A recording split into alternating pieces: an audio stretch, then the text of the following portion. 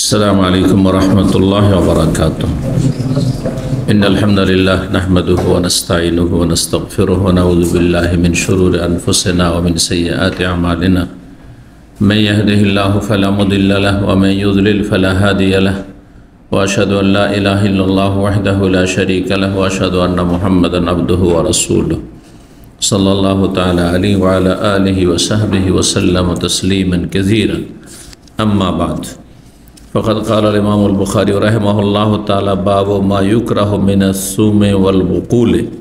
فيه ابن عمر عن النبي صلى الله عليه وسلم قال: حدثنا مسدد قال حدثنا عبد الوارث عن عبد العزيز قال: قيل لأنس رضي الله تعالى عنه: ما سمعت النبي صلى الله عليه وسلم يقول في الثوم؟ فقال: من أكل فلا يقربن مسجدنا، من أكل فلا يقربن مسجدنا। সম্মানিত ভাতৃমণ্ডলী, আল্লাহ রাব্বুল আলামিনের প্রশংসা এবং প্রিয় নবী সাল্লাল্লাহু আলাইহি সাল্লামের উপর সালাত ও সালামের পর আজ মঙ্গলবার 23 রবিউল আউয়াল 1447 হিজরি মোতাবেক 26 আগস্ট 2025 আমাদের ধারাবাহিক আলোচনা সহিহুল বুখারীর খাদ্য সংক্রান্ত পর্ব নম্বর 8। আর এর মাধ্যমে ইনশাআল্লাহ তাআলা খাবার দাবার সম্পর্কে এই সহিহ বুখারীর হাদিসগুলি আমরা শেষ করব। আগামী পর্ব আসবে আকিকা সম্পর্কে ইনশাআল্লাহ তাআলা জুমাবারে আকিকা সম্পর্কীয় পর্ব আসবে ইনশাআল্লাহ। আল্লাহ তৌফিক দান করেন। তো আজকে পর্ব নম্বর 8-এ ইমাম বুখারী রাহিমাহুল্লাহর অধ্যায় নম্বর 49 বলছেন যে বাবু মা ইউকরাহু মিনাস সুমি ওয়াল বকুল। এই অধ্যায় হচ্ছে যে রসুন এবং শাক সবজি, বকুল এমন শাক সবজি যাতে দুর্গন্ধ রয়েছে রসুনের মতো, সব শাক সবজি না। বকুল বাকলিম বাকলেহা ওয়া কিসসাইহা ওয়া ফুমিহা ওয়া আদাসিহা, সূরা বাকারাতে রয়েছে বনি ইসরাঈলের ঘটনায়। সেখানে ফুম রয়েছে। ফুম মানে সুম। সুম মানে সুম কাকে বলে? থুম বলেন আপনারা, রসুন। আর কিসসা, গতকালকে কিসসার আলোচনা এসছে শশা, এক জাতীয় শশা, ওটাকেও শশাই বলে। শশা 2-3 রকমের, আর কেউ কেউ অন্য নামও দিয়েছে, যেমনটা বলেছি কালকে। আর বকুল, বাকলের বহুবচন।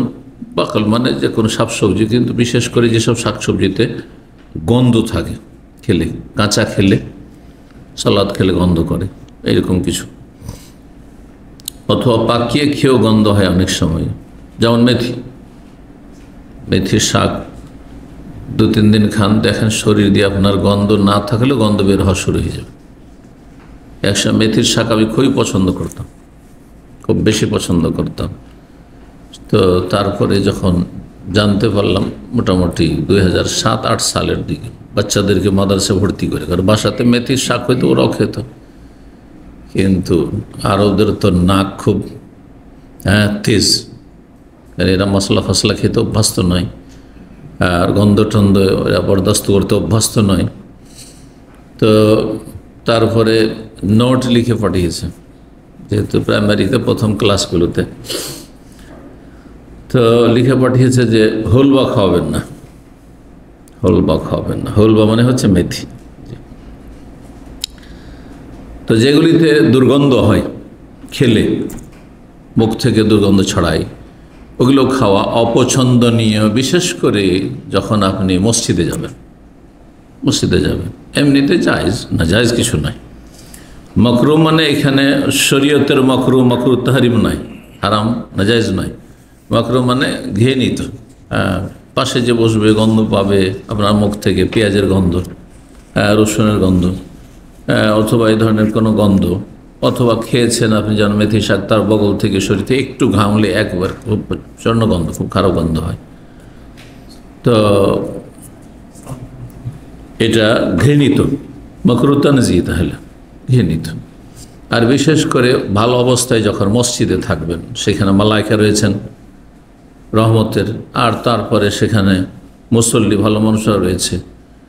যদি রাসূলুল্লাহ সাল্লাল্লাহু আলাইহি ওয়াসাল্লাম রসুন, পেঁয়াজ, এই ধরনের দুর্গন্ধযুক্ত রসুন, পেঁয়াজের পাতা, এগুলোতে গন্ধ কাঁচা খেলে বিশেষ করে তাহলে যারা বিড়ি খাচ্ছে, যারা সিগারেট টানছে, যারা জর্দা খাচ্ছে, জর্দাখোর পানের সাথে, এদের কি মসজিদে যাওয়ার অধিকার আছে? রাসূলুল্লাহ জামানায় যদি জর্দা তামাক থাকতো তাহলে কঠোরভাবে নিষিদ্ধ করতেন, এদেরকে মসজিদে আসার অধিকারই রাখে না। বরং রসুন, পেঁয়াজ এগুলি তো হালাল, কিন্তু তামাক হারাম। কারণ তামাক রসুন পেঁয়াজের মতো তৈয়বাতের অন্তর্ভুক্ত, পাক পবিত্র নয়, নোংরা, খবিস। আর কোরআনে কারিমে আল্লাহ রাব্বুল ইরশাদ করেছেন, রাসূলুল্লাহ সাল্লাল্লাহু আলাইহি ওয়াসাল্লামকে আল্লাহ বলছেন, আমি পাঠিয়েছি কিসের জন্য? ইউহিল্লু লাহুমুত তাইয়্যিবাত ওয়া ইউহাররিমু আলাইহিমুল খাবায়েস। সূরা আরাফে আল্লাহ ইরশাদ করেছেন, নবীকে পাঠানোর উদ্দেশ্য হচ্ছে পাক পবিত্র বস্তু, রুচিকর বস্তু, যেগুলো উপকারী বস্তু, সেগুলিকে হালাল করার উদ্দেশ্যে, হালাল ঘোষণার উদ্দেশ্যে, হালাল বলে জানিয়ে দেওয়ার উদ্দেশ্যে, আর যেগুলো খাওয়ায় সেগুলিকে হারাম করার উদ্দেশ্যে। তো ইসলামের দৃষ্টিতে একটা কায়দা, নীতিমালা, কোরআনে নীতিমালা, কায়দা হচ্ছে, কায়দা মানে সার্কুলার। এই নিয়ম নীতিমালা যতগুলি পড়বে, যদি তাইয়্যিবাত পাক পবিত্র হয় তো খাওয়া যাবে, যদি খবিস হয়, নোংরা হয় তো হারাম। ওয়া ইউহাররিমু আলাইহিমুল খাবায়েস। সে নবী সাল্লাল্লাহু আলাইহি ওয়াসাল্লামের জামানায় ছিল না, আজকে এসছে সেগুলি, কিন্তু সেগুলি আপনার ক্ষতি করছে। যেমন সেই যুগে হিরোইন, গাঁজা এগুলো ছিল না, এগুলো জানতো না মানুষ, জানতো মদ, জানতো। যেমন কেউ যদি বলে যে হিরোইন শব্দ তো কোরআনে নেই, গাঁজা শব্দ তো হাশিশ, এইসব তো এতে নেই, মুখাদ্দারাত এগুলো তো কোরআনে নেই, হ্যাঁ তাহলে হারাম, মদের চাইতে নিকৃষ্ট হারাম। যে আসক্ত হয়ে গেছে এসব নেশাজাত, এই নোংরা বস্তুগুলির, তার জীবন শেষ, তার পরিবার শেষ, তার ধন সম্পদ সব শেষ। আল্লাহ হেফাজত করুন। তো এক কথা বলছিলাম, যারা বিড়ি, সিগারেট, জর্দা, তামাক খান তাদেরকে সতর্ক সাবধান করছি, এগুলি খাবায়, সেগুলি শুধু মাকরুহ না, হারাম। খবিসকে আল্লাহ হারাম করেছেন রাসূলুল্লাহ সাল্লাল্লাহু আলাইহি ওয়াসাল্লামের মাধ্যমে। সমস্ত নবী রাসূলগণ খবিস, নোংরা বস্তুগুলিকে হারাম করতে এসেছেন। কোনটা তাইয়্যিব, কোনটা খবিস, এটা বোঝার জন্য একটা উদাহরণ দিচ্ছি। যদি আপনাদের বলা হয় যে এই খাবারটা মসজিদে বসে খেতে হবে, যে খাবার এখন ধরেন, তাই না, নাস্তা করতে হবে, অসুবিধা আছে? কোনো অসুবিধা নেই। কিন্তু যদি বলা হয় যে সিগারেট খেতে হবে, বেনামাজিকেও যদি বলে যে জীবনে নামাজ পড়ে, তাকেও যদি মসজিদে সিগারেট খেতে হবে, তাকে কোনো মতেই রাজি করতে পারবেন না। তাহলে বোঝা গেল যে হ্যাঁ, সিগারেট, বিড়ি এগুলিতে তামাক ভরা আছে, এগুলি হচ্ছে খাবাইস, খবিস। এই জন্য তৈয়ব জায়গায়, পাক পবিত্র জায়গায় আপনি খেতে কোনো মতেই রাজি হচ্ছেন না, খবিস এগুলি। পক্ষান্তরে যারা বিড়িখোর, সিগারেট খোর, তারা বাথরুমে বসে বিড়ি সিগারেট টানে, খবিস জায়গাতে খবিস টানে। বোঝা গেল যেগুলো খবিস, আর খবিসকে আল্লাহ হারাম করেছেন। তো কাঁচা পেঁয়াজ, কাঁচা রসুন, এখানে সুমের পরে বকুল বলা হয়েছে বিশেষভাবে, এখানে পেঁয়াজ উদ্দেশ্য, কারণ পেঁয়াজে গন্ধ আছে, রসুনে গন্ধ আছে। সুতরাং এমন টাইমে আপনি খেতে পারেন যেই টাইমে আপনার জামাত কাছাকাছি নেই, তাতে এসা পরে খেয়ে নিলেন, সকাল হইতে হইতে মুখের গন্ধ দূর হয়ে গেল। ফজর পরে খেয়ে নিলেন, ফজর পড়ে আর তারপর জোহর পর্যন্ত মুখের গন্ধ দূর হয়ে গেল, তার ঠিক আছে। কিন্তু আপনি জোহরের আগে খানে খাচ্ছেন, অথবা আসরের আগে, অথবা যে কোনো নামাজের আগে খানে খাচ্ছেন, আর তারপরে কাঁচা পেঁয়াজ, কাঁচা রসুন খেয়ে মসজিদে যাবেন, নিষেধ করেছেন নবী সাল্লাল্লাহু আলাইহি ওয়াসাল্লাম। মসজিদে যাওয়া জায়েজ নয়, মসজিদে যাওয়া জায়েজ নয় কাঁচা রসুন, কাঁচা পেঁয়াজ খেয়ে। কারণ নবী সাল্লাল্লাহু আলাইহি ওয়াসাল্লামের হুকুম যে মসজিদে যেন না আসে, আমাদের মসজিদে, মানে মসজিদে নববী নয়, শুধু মুসলিমদের মসজিদে না আসে। তো এই জন্য ওলামারা বলেছেন যে যদি কেউ এরকম খেয়েই নিয়ে থাকে কাঁচা রসুন, কাঁচা পেঁয়াজ, আর তার মুখ থেকে এখনও গন্ধ যায়নি, আর জামাত মসজিদে হতে যাচ্ছে, সে জামাতে যাবে না, বাড়িতে নামাজ পড়তে। ওয়ালিয়াসাল্লি ফি বাইতিহি ওয়ালিয়াকুদ ফি বাইতিহি, বাড়িতে বসো, হাদিসও রয়েছে, ওই হাদিসের আলোকে। তো এখানে তাবেঈ আব্দুল আজিজ তিনি বলছেন, কির আলী আনাস, আনাস রাদিয়াল্লাহু তাআলা আনহুকে জিজ্ঞেস করা হলো, মা সামিআতান নবী সাল্লাল্লাহু আলাইহি ওয়াসাল্লাম ইয়াকুলু ফিস সাওম, নবী সাল্লাল্লাহু আলাইহি ওয়াসাল্লামকে সুম মানে রসুন সম্পর্কে কি বলতে শুনেছেন আপনি? যেহেতু সরাসরি আপনি শুনে হবেন রসুন সম্পর্কে। ফাকালা, তখন আনাস বলেন, মান আকালা, নবী সাল্লাল্লাহু আলাইহি ওয়াসাল্লাম বলেছেন যে খাবে, কি খাবে? রসুন, রসুন জাতীয় যেগুলোতে দুর্গন্ধ হয়। ফালা ইয়াকরাবান্না মাসজিদানা, আমাদের মসজিদের কাছেও যেন না আসে, ধারে কাছে না আসে, মসজিদের নিকটবর্তী যেন না হয়। মসজিদের বারান্দা তো যাবেন না, মসজিদের বাইরে থাকবেন। অন্যের হয়তো অতিরিক্ত যেমনটা বললাম, ওলিয়া কদ ফি বাইতে, বাড়িতে বসো, বা ওলিয়া জালিস ফি বাইতে, বাড়িতে বসো, বাড়িতে নামাজ পড়তে, নামাজের টাইমে বাড়িতে নামাজ পড়ো, তোমার জামাতে আসার অধিকার নেই, কারণ তুমি আল্লাহর ফেরেশতাদের কষ্ট দিবে, আল্লাহর বান্দা ভালো মানুষদের কষ্ট দিবে। মসজিদে এসে কাঁচা রসুন কাঁচান পেয়েছেন, কিন্তু পাকিয়ে নিলে সাধারণত পেঁয়াজ রসুনে গন্ধ থাকে না, সুতরাং আল্লামারা বলছেন যে মদবুখ, পাকা যদি হয় তো অসুবিধা নেই। তো এখানে শুধু রসুন বলা হয়েছে, মানে রসুন কেমন? সুম আর নেই, নেই মানে কাঁচা, জি কাঁচা। আর আপনাদের জানা আছে যে কাঁচা রসুন কাঁচা পেঁয়াজি বেশি গন্ধ। 5452 নম্বর হাদিস, হাদিস বর্ণনা করেছেন ইবনে শিহাব জুহরি রাহিমাহুল্লাহ তাবেঈ, তিনি বলছেন হাদাসানি আতা, আমাকে প্রখ্যাত তাবেঈ আতা রাহিমাহুল্লাহ বর্ণনা করেছেন যে আন্না জাবের বিন আব্দুল্লাহ রাদিয়াল্লাহু আনহুমা জামা, জাবের বিন আব্দুল্লাহ রাদিয়াল্লাহু তাআলা আনহুমা তিনি বিশ্বাস করেন, জামা মানে ধারণা করা, জামা মানে বিশ্বাস করা, আর যেটা মানুষ বিশ্বাস করে সেটাই বলে, সুতরাং বলারও ভাব অর্থে বলা হয়। তার ধারণা মানে তার বিশ্বাস, বা তিনি বলেছেন যে আন্নান নবী সাল্লাল্লাহু আলাইহি ওয়াসাল্লাম বলেন, মান আকালা সুমান আও বাসালান, এই যে বাসাল চলে আসে, বাসাল মানে পেঁয়াজ, কেউ যদি রসুন খায় অথবা পেঁয়াজ খায় কাঁচা, ফালিয়াতাজিলনা, তাহলে আমাদের থেকে যেন দূরে থাকে, আমাদের থেকে দূরে থাকে। সাধারণত ভালো মানুষদেরকে মসজিদে পাওয়া যায়, মসজিদ থেকে দূরে থাকে। তারপরে মসজিদে নয় হয়তো, কিন্তু রাসূলুল্লাহ সাল্লাল্লাহু আলাইহি সাল্লামের মজলিসে কাছাকাছি আসবে না, দূরে থাকো। তো মসজিদে দিনের মজলিসে, এই যে দিনের আলোচনা চলছে, আর কেউ বেড়ে সিগারেট খেয়েছে, আর এখানে এসে কানের কাছে এসে মুখের কাছে এসে মাসলা জিজ্ঞাসা করছে, না দূরে থাকো, তো দূরে থাকো।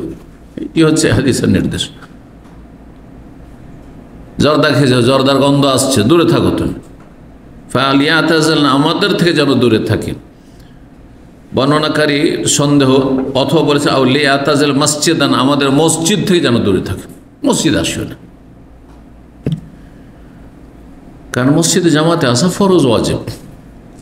পক্ষান্তরে দিনের মৌলিক জ্ঞান যদি থাকে, দিন আপনি পালন করতে পারছেন, আপনার জীবনে সহি শুদ্ধ আমল করতে পারছেন, তাহলে অতিরিক্ত দিন শিখা হচ্ছে ফরজে কিফায়া, নফল, সুন্নাত। দিন শিখার দুটো স্তর আছে। যদি কারো ইসলামের মৌলিক বিষয়গুলি না জানা থাকে, তাহারাত, উজু, তায়াম্মুম, গোসল, এগুলি জানে না, আকিদা জানে না, আরকানে ইসলাম, আরকানে ইমান, ইহসান কিচ্ছু জানে না, এসব ভালো করে জানা নেই। 5 ওয়াক্ত সালাত, সালাতের তরিকা ভালো করে জানে না, সহি শুদ্ধ, জানলে ভুল জানে না, জানে না, বেদাতি নামাজ জানে, রোজার মশলা মশাইল জানে না, হজে যাবে উমরা যাবে মশলা মশাইল জানে না, তাহলে শিখা ফরজ, তখন ফরজ। কিন্তু আপনার দৈনন্দিন জীবনে যা কিছু করছেন আপনি, ফরজ সুন্নাত সম্পর্কে জানা আছে। এখন অতিরিক্ত ইলম হাসিল করা, এটা ফরজে কিফায়া, কিছু লোক করলেই হয়, আবার কেউ না করলে কাজ হবে না। কারণ আপনারাও ইলম শিখে বড় আলেম হবেন না, আমিও হব না, আমিও পড়াশোনা করবো না, তো মাসলা মাসাইল বলবে কি? তো ফরজে কিফায়া মানে কিছু লোক, কিছু ওলামা সমাজে থাকলে গোটা দেশের লোক আল্লাহর কাছে মুক্তি পেয়ে যাবে, রেহাই পেয়ে যাবে। আর যে দেশে কোনো আলেম ওলামাই নেই, যে কাকে মশলা জিজ্ঞেস করে খুঁজেই পায় না, তাহলে সবাই গুনাহগার হবে। ফরজে কিফায়া মানে, আর সবার জন্য, এই যে আপনাদের সবার জন্য উচ্চ শিক্ষা এই বুখারী দার্স, এটা সুন্নাত মুস্তাহাব, যদি দিনের মৌলিক জ্ঞান থাকে। কিন্তু দিনের মৌলিক জ্ঞান না থাকে, তো আপনি এই দর্শের মাধ্যমে দিনের মৌলিক জ্ঞান, জরুরি জ্ঞান অর্জন করেন, সবসময় মনে রাখতে হবে। আর নফল এলেম শেখা নফল এবাদতের চাইতে উত্তম, কারণ এলেমের এবাদত আমলের এবাদতের চাইতে উত্তম। কি বুঝলেন? নফল এলেম, যেমন আমি পড়াশোনা করছি, সবসময় কাজই হলো পড়াশোনা, সময় পেলে পড়াশোনা করছি, এটা আমার নফল এলমের এবাদত। আমার আমলের এবাদত ধরেন সুন্নাত নামাজগুলি, হ্যাঁ, তারপরে আমার সুন্নাত সকালে সন্ধ্যার জিকির আজকার, হ্যাঁ, ফরজ সালাতের পরে জিকির আজকার, ঘুমাবার আগে ঘুম থেকে উঠে জিকির আজকার, তসবিহ তাহলিল ইত্যাদি, তাহাজ্জুদ যদি থাকে, এগুলি নফল আমল। নফল আমলের চাইতে নফল এলেম হাসিল করা বেশি উত্তম। কিন্তু সারা জীবন শুধু এলেম শিখতে থাকবো, তাহাজ্জুদ ধরবো না, এটা ভালো নয়। আমলও কিছু অংশ যেন থাকে, এটা মনে রাখতে হবে। কিন্তু তাহাজ্জুদের চাইতে বেশি সব যদি কোরআনের কেউ তাফসীর পড়ে আর হাদিস পড়ে, ফিকহ পড়ে, মাসলা মাসাইল জানে, যেহেতু আমার তাহাজ্জুদ দিয়ে আপনাদের কোনো ফায়দা হবে না। আমি প্রায় সময় বলি বিষয়টি যাতে বুঝতে পারেন, কারণ আমাদের দেশের মানুষ আমলের গুরুত্ব দেয় কিন্তু এলেমের গুরুত্ব দেয় না, যার ফলে ভুল আমল করে। তাহাজ্জুদ গুজারের অভাব নেই সমাজ আমাদের, মেলা তাহাজ্জুদ পড়ার লোক আছে, ইশরাক, সালাতুল জোহা, নফল রোজা আর দান সাদকা করার লোক মেলা আছে। কিন্তু সহি শুদ্ধ এলেমওয়ালা লোকের বড়ই অভাব আছে। মসজিদ ইমামতি করছে, দিনের জ্ঞান নেই যে কোরআন হাদিসের আলোকে ফতোয়া দিতে পারবে, যার ফলে ফদাল্লু আদাল্লু ফতোয়া দিচ্ছে মান সম্মান রক্ষার জন্য, নিজে পথভ্রষ্ট, মানুষকে পথভ্রষ্ট করছে ভুল ফতোয়া দিয়ে। অথচ এলেম শিখলে মানুষকে বিভ্রান্ত করতো না, নিজেও বিভ্রান্ত হইতো না। তো যাই হোক, কি বলছিলাম, আমাদের মসজিদে আসবে না, আমাদের থেকে দূরে থাকবে, আমাদের মসজিদ থেকে দূরে থাকবে। তাহলে ভালো মজলিস থেকে দূরে থাকবে, কাঁচা রসুন কাঁচা পেঁয়াজ খেয়ে, অথবা এইরকমই দুর্গন্ধ মুখে আছে আর ঘেমে টেমে আছেন, আর আপনি বুঝতে পারছেন যে আমার শরীর খুব ঘেমেছে গরমের দিনে, সুতরাং আমার এমনি শরীর অনেকের প্রাকৃতিক সৃষ্টিগত গন্ধ থাকে, ও গোসল করে বাথরুম থেকে বেরুলের বাথরুমে ঢোকা যাবে না, হ্যাঁ টয়লেট থেকে টয়লেটে ঢোকা যাবে না, ও যদি গোসল করে বেরোয় তারপরে শরীর থেকে গন্ধ হবে। হরমোনের দোষে কারো কারো হয়, এরকম বেশি হয়, কারো কম হয়। তো এরকম হইলে একটু দূরে থাকে, অথবা আপনি গন্ধটাকে ঢাকার জন্য মেলা ব্যবস্থা আছে আজকাল, সেগুলো করেন না। ৫০ নম্বর অধ্যায় বাবুল কাবাসে। এই অধ্যায় হচ্ছে কাবাস নামক সবজি বা শাক। বলছেন ওয়াহুয়া সামারুল আরাক, কোন কোন রিওয়ায়াতে সামার শব্দটি রয়েছে, আমার মানে ফল, আরাক মানে পিলু, বাংলায় অনুবাদকরা পিলু লিখেছে, উর্দুতে এটাকে পিল্লু বলে। কারণ এক ভাষা থেকে আরেক ভাষা গেলে কাছাকাছি, হ্যাঁ পাশাপাশি ভাষা হলে একটু পার্থক্য হয়ে যায়, হয় না? পিলু বুঝেন না আপনারা, বুঝেন? পিল্লুও বুঝেন না, কিন্তু যদি চিনিয়ে দিতে খুব বুঝবেন। যে মিশ্রকটা আরব দেশে পাওয়া যায় সেটা হচ্ছে ওই পিলু গাছেরই জড়, শেকড়। এই মিশ্রক আসে কোত্থেকে, কে বলতে পারে? সৌদি আরবে যে দাম্মামে পাচ্ছেন, আসে কোত্থেকে? আসে দাম্মামের আশেপাশে আছে এগুলো গাছ নেই। নাজরান অথবা জিজান, আমি জিজান দেখেছি, নাজরানে দেখিনি, যদিও নাজরান এলাকায় গিয়েছি, একবার গেছি, কিন্তু জিজান এলাকা কয়েকবার গেছি আর খুব বেশি ঘুরেছি। তো ওখানে জুমা মসজিদে বক্তব্য করতে গিয়ে তো 3 দিন 4 দিন থেকেছি। তো জুমা পড়তে যাচ্ছি, দেখছি যে মসজিদের গেটে দাঁড়িয়ে লম্বা লম্বা আপনার পুরো শেকড় সহ, যাতে এখানে যে বিক্রি করে 3টা 4টা 5টা মেশওয়াক হবে, কেটে কেটে বিক্রি করছে না, এইরকম গোটা গোটা করে ধরাচ্ছে, এত লম্বা লম্বা, তুমি নিজেকে বাসায় কাটো। আমাদের ওখানে তো একটা কিনতে হয় 2 রিয়াল, এখন তো আরও দাম বেড়ে গেছে। এক সময় তখন 1 রিয়াল 2 রিয়াল ছিল, 10 বছর 15 বছর আগে। তো আপনাদের এখানে কী ব্যাপার, এগুলো এমনি বিতরণ করছে, দিচ্ছে? তো বলছে এখানে হয় মাঠ থেকে নিয়ে আসে উঠিয়ে, আর নেকির আশাতে মুসল্লিদের কি করে, মসজিদের গেটে দাঁড়িয়ে দাঁড়িয়ে বিতরণ করে ফিরি। এইটা হচ্ছে আরাকের গাছ, আরাকের গাছ। আমাদের সেই সব গাছ পাওয়া যায় না, এটা কিন্তু শেকড়, জড়, নরম জড় থাকে, জড়, এটা কাণ্ড ডাল নাই, কাণ্ড বা ডাল নাই। আমাদের দেশে নিম গাছের, আমাদের দেশে এই অঞ্চলে খুব নিমের গাছ আছে, নিম গাছের মিশ্রক আমরা করি। আপনারা অন্য কোনো গাছের করেন? হ্যাঁ, সাধারণত নিম গাছেরই। আরও কিছু কিছু গাছ আছে যেগুলো দেশে অনেক মিশ্রক করে। এক কথাই যদি নরম হয়, দাঁতের বা দাঁতের মাড়ির ক্ষতি না করে, আর সেটা আপনি ভালো মনে করেন, তো তা দিয়ে আপনি মিশ্রক করতে পারেন। জি, মিশ্রকের জন্য জরুরি নয় যে পিলু হইতে হবে আরব দেশের, অথবা নিমই হইতে হবে। নিম তিতা, সেটা দাঁতের মাড়ির জন্য উপকারী, সেই জন্য সেটা ভালো। তারপরে যত নরম হবে তত ভালো, শরীয়তের দৃষ্টিতে যত নরম হবে মিসওয়াক তত ভালো, কারণ তাতে আপনার মাড়ির ক্ষতি করবে না বা কম করবে। তো এই পিলু কি আছে এতে বলছেন, এই পিলুর কথা, এই পিলুর গাছের কথা, এই পিলুর গাছ বা গাছের জড় ইত্যাদি ব্যবহার করা তো আজকাল ব্যবহার হচ্ছে।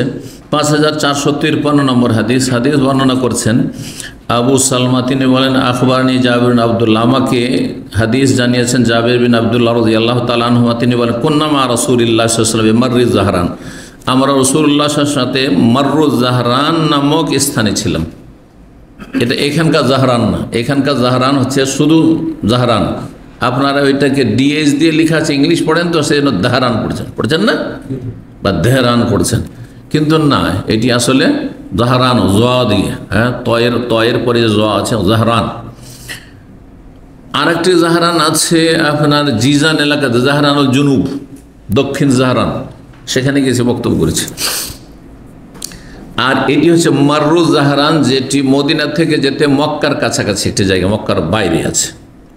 হ্যাঁ, হুদাইবিয়ার সন্ধির বছর নবী সাল্লাল্লাহু আলাইহি ওয়াসাল্লাম যে সফর ছিল, তো মাররুজ জাহরান হয়ে অতিক্রম করেছে নবী সাল্লাল্লাহু আলাইহি ওয়াসাল্লাম। এবং সেই হাদিসে, হুদাইবিয়ার সন্ধির হাদিসে বাসিরাতের ঘটনায় এই জায়গার নাম উঠে এসছে। নাজনিল কাবাসা, আমরা তখন পিলুর ফল কি করছিলাম, কুড়াচ্ছিলাম, যেটাকে টুকানো বলেন আপনারা, কুড়ানো। আমরা আমের দেশে যখন একটু বাতাস শুরু হইতো আর ঝড় হইলে কে বাড়িতে থাকে, কি করতাম, সব বাগানে গিয়ে হাজির। অথচ ঝড়ের সময় খুবই রিস্ক থাকে, ডাল ভেঙে যদি পড়ে তো বিপদ। কিন্তু আমের একটা কি নেশা, যেমন কিছু লোকের মাছ ধরা নেশা আছে, হ্যাঁ, শিকার করা নেশা, ওই রকমের আম কোড়ানোর নেশা। তো আমাদের অঞ্চলে আমরা আম কোড়ানো বলি, আপনাদের কোনো কোনো অঞ্চলে ওইটাকে টুকানো বল। তো জানা এজিনে মানে কুড়া, উঠানো, পড়ে আছে, কুড়ানো। আমরা সে কাবাস নামক ফল কুড়াচ্ছিলাম। ফাকাল রাসূলুল্লাহ সাল্লাল্লাহু আলাইহি ওয়াসাল্লাম দেখে বলেন আলাইকুম বিল আসওয়াদি মিনহু, তোমরা কালোটা কুড়াও, কালো রঙেরটা নিও, কারণ এটা মিষ্টি বেশি।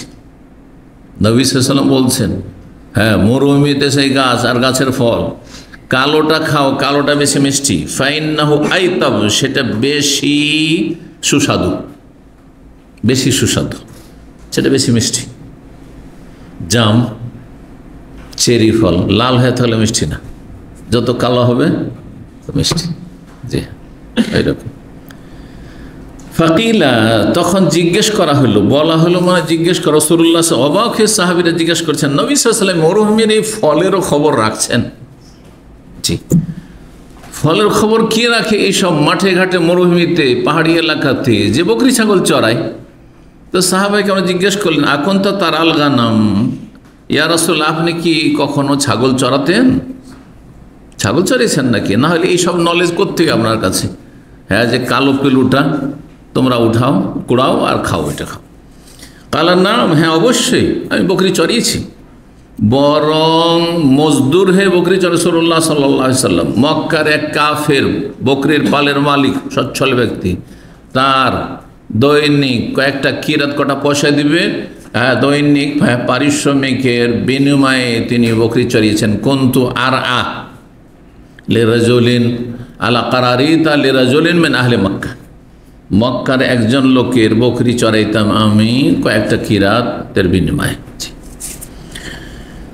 না ওয়াহাল মিন নবীন ইল্লা রাহা, আমি কেন, এমন কোন নবী নেই যে বকরি চড়াইনি।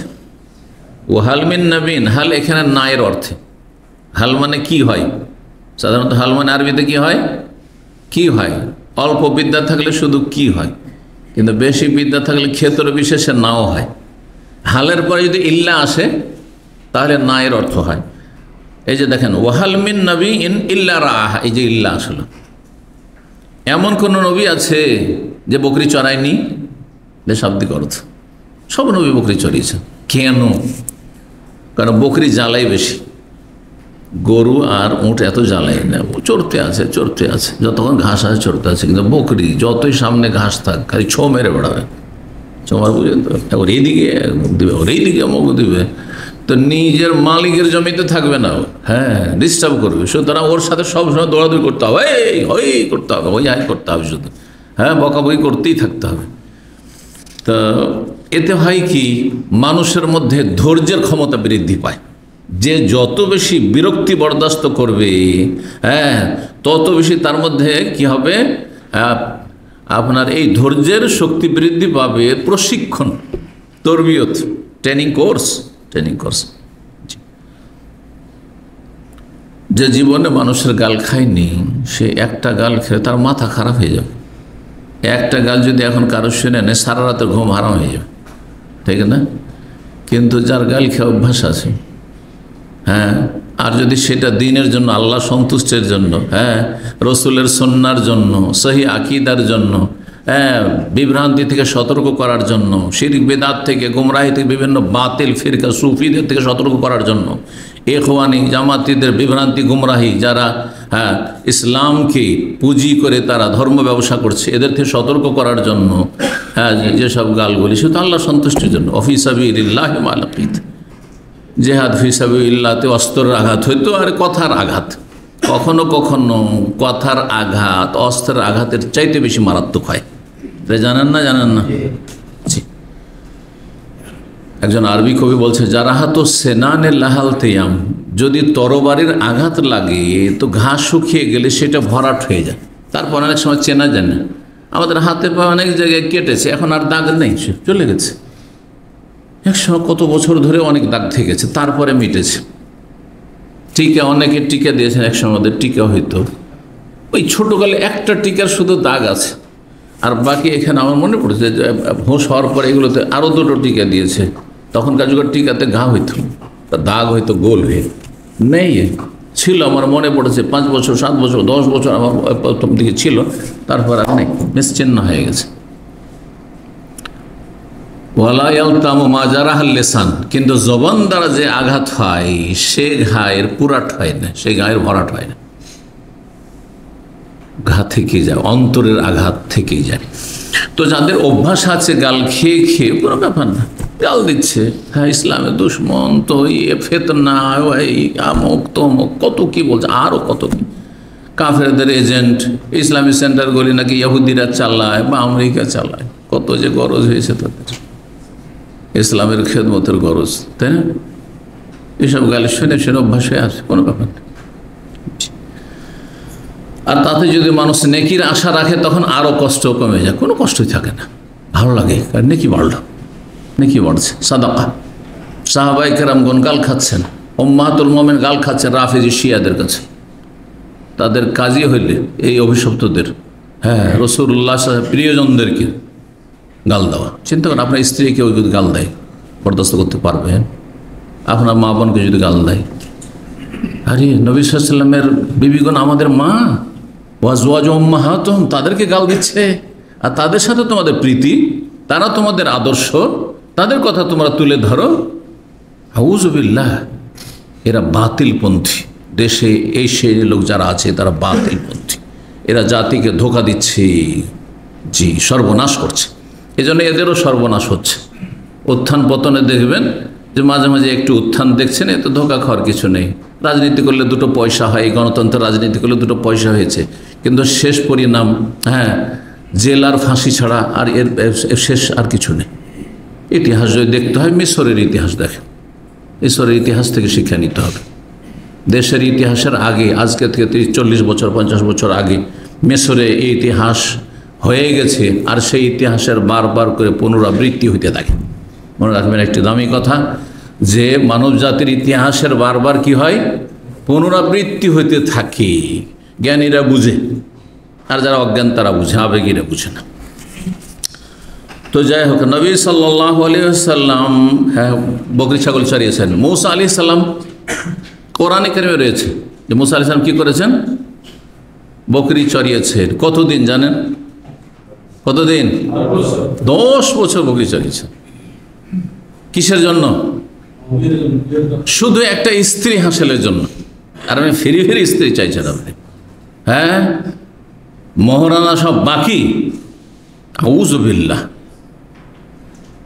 যেই জিনিসে যত বেশি মূল্য দেবেন তার মূল্যায়ন তত বেশি করবেন। এই জন্য আমাদের ইসলামিক সেন্টারে 1999 থেকে অডিও ক্যাসেট শুরু হয় 2005 পর্যন্ত। প্রথম 2005-এ ভিডিও শুরু হয়। এই যে 5 বছর 6 বছর, হ্যাঁ, অডিও রেকর্ডিং হইতো, আমাদের আলোচনাগুলি অডিও হইতো, আর অডিও সবগুলি প্রচার করা হইতো। আমাদের ডাইরেক্টর ছিল জাযাহুল্লাহ খায়ের, দুনিয়া থেকে চলে গেছেন, রাহেমাহুল্লাহ, দুনিয়াতে গত বছর ইন্তেকাল করেছেন, আল্লাহ যেন জান্নাতবাসী করেন। তো খুবই ভালো মানুষ ছিলেন, অথচ দুনিয়ার তিনি ইঞ্জিনিয়ার ছিলেন, তিনি ইলেকট্রিক্যাল ইঞ্জিনিয়ার ছিলেন আপনার। কিন্তু এত দিনদার পরেজগার মানুষ ছিলেন, সুবহানাল্লাহ। উনি বলতেন যে দেখেন, আপনারা অবহেলা করিয়েন না, আপনারা যা কিছু বলছেন রেকর্ড করেন, হয়তো এখন ফায়দা হয় না, পরে ফায়দা হবে, সুবহানাল্লাহ। এটা আমাদেরকে উৎসাহিত করেছে। তখন আমি নিজে জানতাম না যে আমার বক্তব্য থেকে কী বা ফায়দা পাবে। আমি একজন শিক্ষক ছিলাম, তার আগে 7 বছরের শিক্ষকতার অভিজ্ঞতা ছিল, বুখারী পর্যন্ত পড়েছি। কিন্তু এইভাবে দাওয়ার কাজ, এটাতে অত ইন্টারেস্টও ছিল না। আর আমি এই নির্লজ্জ না হইলে আমাদের সমাজের বক্তা হয় না, কারণ বেশিরভাগ বক্তা মুখে যার কোনো কিছু বাঁধে না, হ্যাঁ, নির্লজ্জ তারাই বেশি বক্তা হইতে পারে, ঠিক না? আর যেহেতু আমার একটা লজ্জা ছিল, যার ফলে আমি চিন্তা করতে এটা আমার কাজ নাই। যারা সুর সার করতে পারে আর হাসাতে পারে, কাঁদাতে পারে, তারাই বক্তা হয় সমাজে, যার ফলে ওই দিকে ইন্টারেস্টটা ছিল না। কিন্তু আল্লাহ বলছেন তোকে এটাই করতে হবে। শিক্ষকতা থেকে আল্লাহ নিয়ে এসে এখানে লাগালেন, 27 বছর হয়ে গেল, আলহামদুলিল্লাহ। যদি শিক্ষকতা করতাম, মাদ্রাসার গণ্ডিতে কিছু আলেম তৈরি করে দিতাম, বেশ কিছু আমাদের ছাত্ররা মদিনা থেকে পাশ করে গেছে, বিভিন্ন জায়গায় আছে দেশ বিদেশে। কিন্তু আল্লাহ এমন জায়গায় রেখেছেন যে সাদা সিধা মানুষ, যারা দিশেহারা মানুষ, যারা সুন্নাত বুঝতো না, তারা তৌহিদ বুঝতো না, যারা শিরক বুঝতো না, যারা বিদআত বুঝতো না, যারা বেদিন বেনামাজি ছিল, হ্যাঁ, এই ওসিলাতে আল্লাহ তাদেরকে জাহান্নামের রাস্তায় জান্নাতের রাস্তায় লাগিয়েছেন। বলুন আলহামদুলিল্লাহ, আল্লাহ যেন কবুল করেন। তো কি বলছিলাম, কি বলতে গিয়ে বললাম, হ্যাঁ, না মিলাইতে হবে, হ্যাঁ, ফ্রি বলছি যে ফ্রি জিনিসের মূল্য থাকে না, ফ্রি জিনিসের আসল জায়গায় আসতে হবে। তো কোনোদিন একটা ক্যাসেট ফ্রি দেওয়া হয়নি। ওই যুগে যারা ছিল পুরাতন ছাত্র আছে 2-1 জন এরকম, তো জিজ্ঞেস করবেন তাদেরকে, অডিও তারা কিনে নিয়ে গেছে, একটা কোনো ফ্রি ছিল না। 60 হলে 2 রিয়াল দিতে হয়েছে, আবার সস্তাও না এত, আর 90 হলে 3 রিয়াল করে দিতে হয়েছে। সব সেট কিনেছে। আমি অবাক হইতাম, লাইব্রেরিতে গেলে, যেমন নিচে লাইব্রেরি আছে, লাইব্রেরি থেকে বিক্রি হইতো, সামনে যে আপনার ওপরে, রোডের ওপরে পুরনো সেন্টার ছিল, যারা পুরনো ভাইরা আছেন। তো আশ্চর্য হইতাম, জিজ্ঞেস করতাম যে আপনার এতগুলো 100-150 রিয়াল 200 রিয়াল দিয়ে সবগুলো সেট কিনছে। তারপরে যে কেন এগুলো কিনছে, বলছে এগুলো তো আমার অনেক ফায়দা হচ্ছে, দেশে পাঠাবো, আমি শুনেছি দেশে পাঠাবো। সুবহানাল্লাহ। তখন এতে আমাকে আরও উৎসাহিত করলো যে না, এই কাজ করি, কারণ এতে ফায়দা হচ্ছে মানুষের। জি, এইভাবে মানুষ উৎসাহিত হয় ভালো কাজে। তো আল্লাহ রাব্বুল যখন কোনো কিছু পছন্দ করেন, চান যে কারো দ্বারা কোনো কিছু নেব, তখন সে রাস্তা খোলেন। বলছিলাম যে ফ্রিতে স্ত্রী যদি হাসিল করে নেন, তো স্ত্রীর কোনো মূল্য থাকে না। যখন তখন, হ্যাঁ, তাকে লাঞ্ছিত করছেন, অপমানিত করছেন, এবং এই নিয়ামতের কদর করেন না, পরকীয়া, নোংরামিতে, পরনষ্ট, হারামি কাজ করে বেড়াচ্ছেন। কিন্তু 10 বছরের শ্রম দিয়ে চাকর খেটে যখন স্ত্রী পেয়েছেন মুসা আলাইহিস সালাম, তখন তার মূল্যায়ন করেছেন। এবার বোঝা গেছে, এই কথাটা বলতে চাইছিলাম। 51 নম্বর অধ্যায় বলছেন বাবুল মাজমাজাতে বাদাত্তম। এই অধ্যায় হচ্ছে খাওয়া দাওয়ার পরে কুলি করা।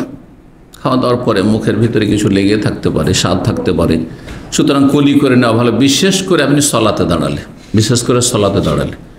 এছাড়াও যদি আপনি ঘুমাতে যান, কারণ দাঁতে আর জিভাতে আপনার কিছু স্বাদ, সে মিষ্টি হোক আর টক হোক আর লবণ হোক কিছু আছে, আর তারপরে আপনি ওই অবস্থায় ঘুমিয়ে গেলেন, কয়েক ঘন্টা থাকলে আপনার, আজকাল বলা হচ্ছে ব্যাকটেরিয়া, নবী 1400 বছর আগেই কুলি করার কথা বলেছেন, কুলি করা।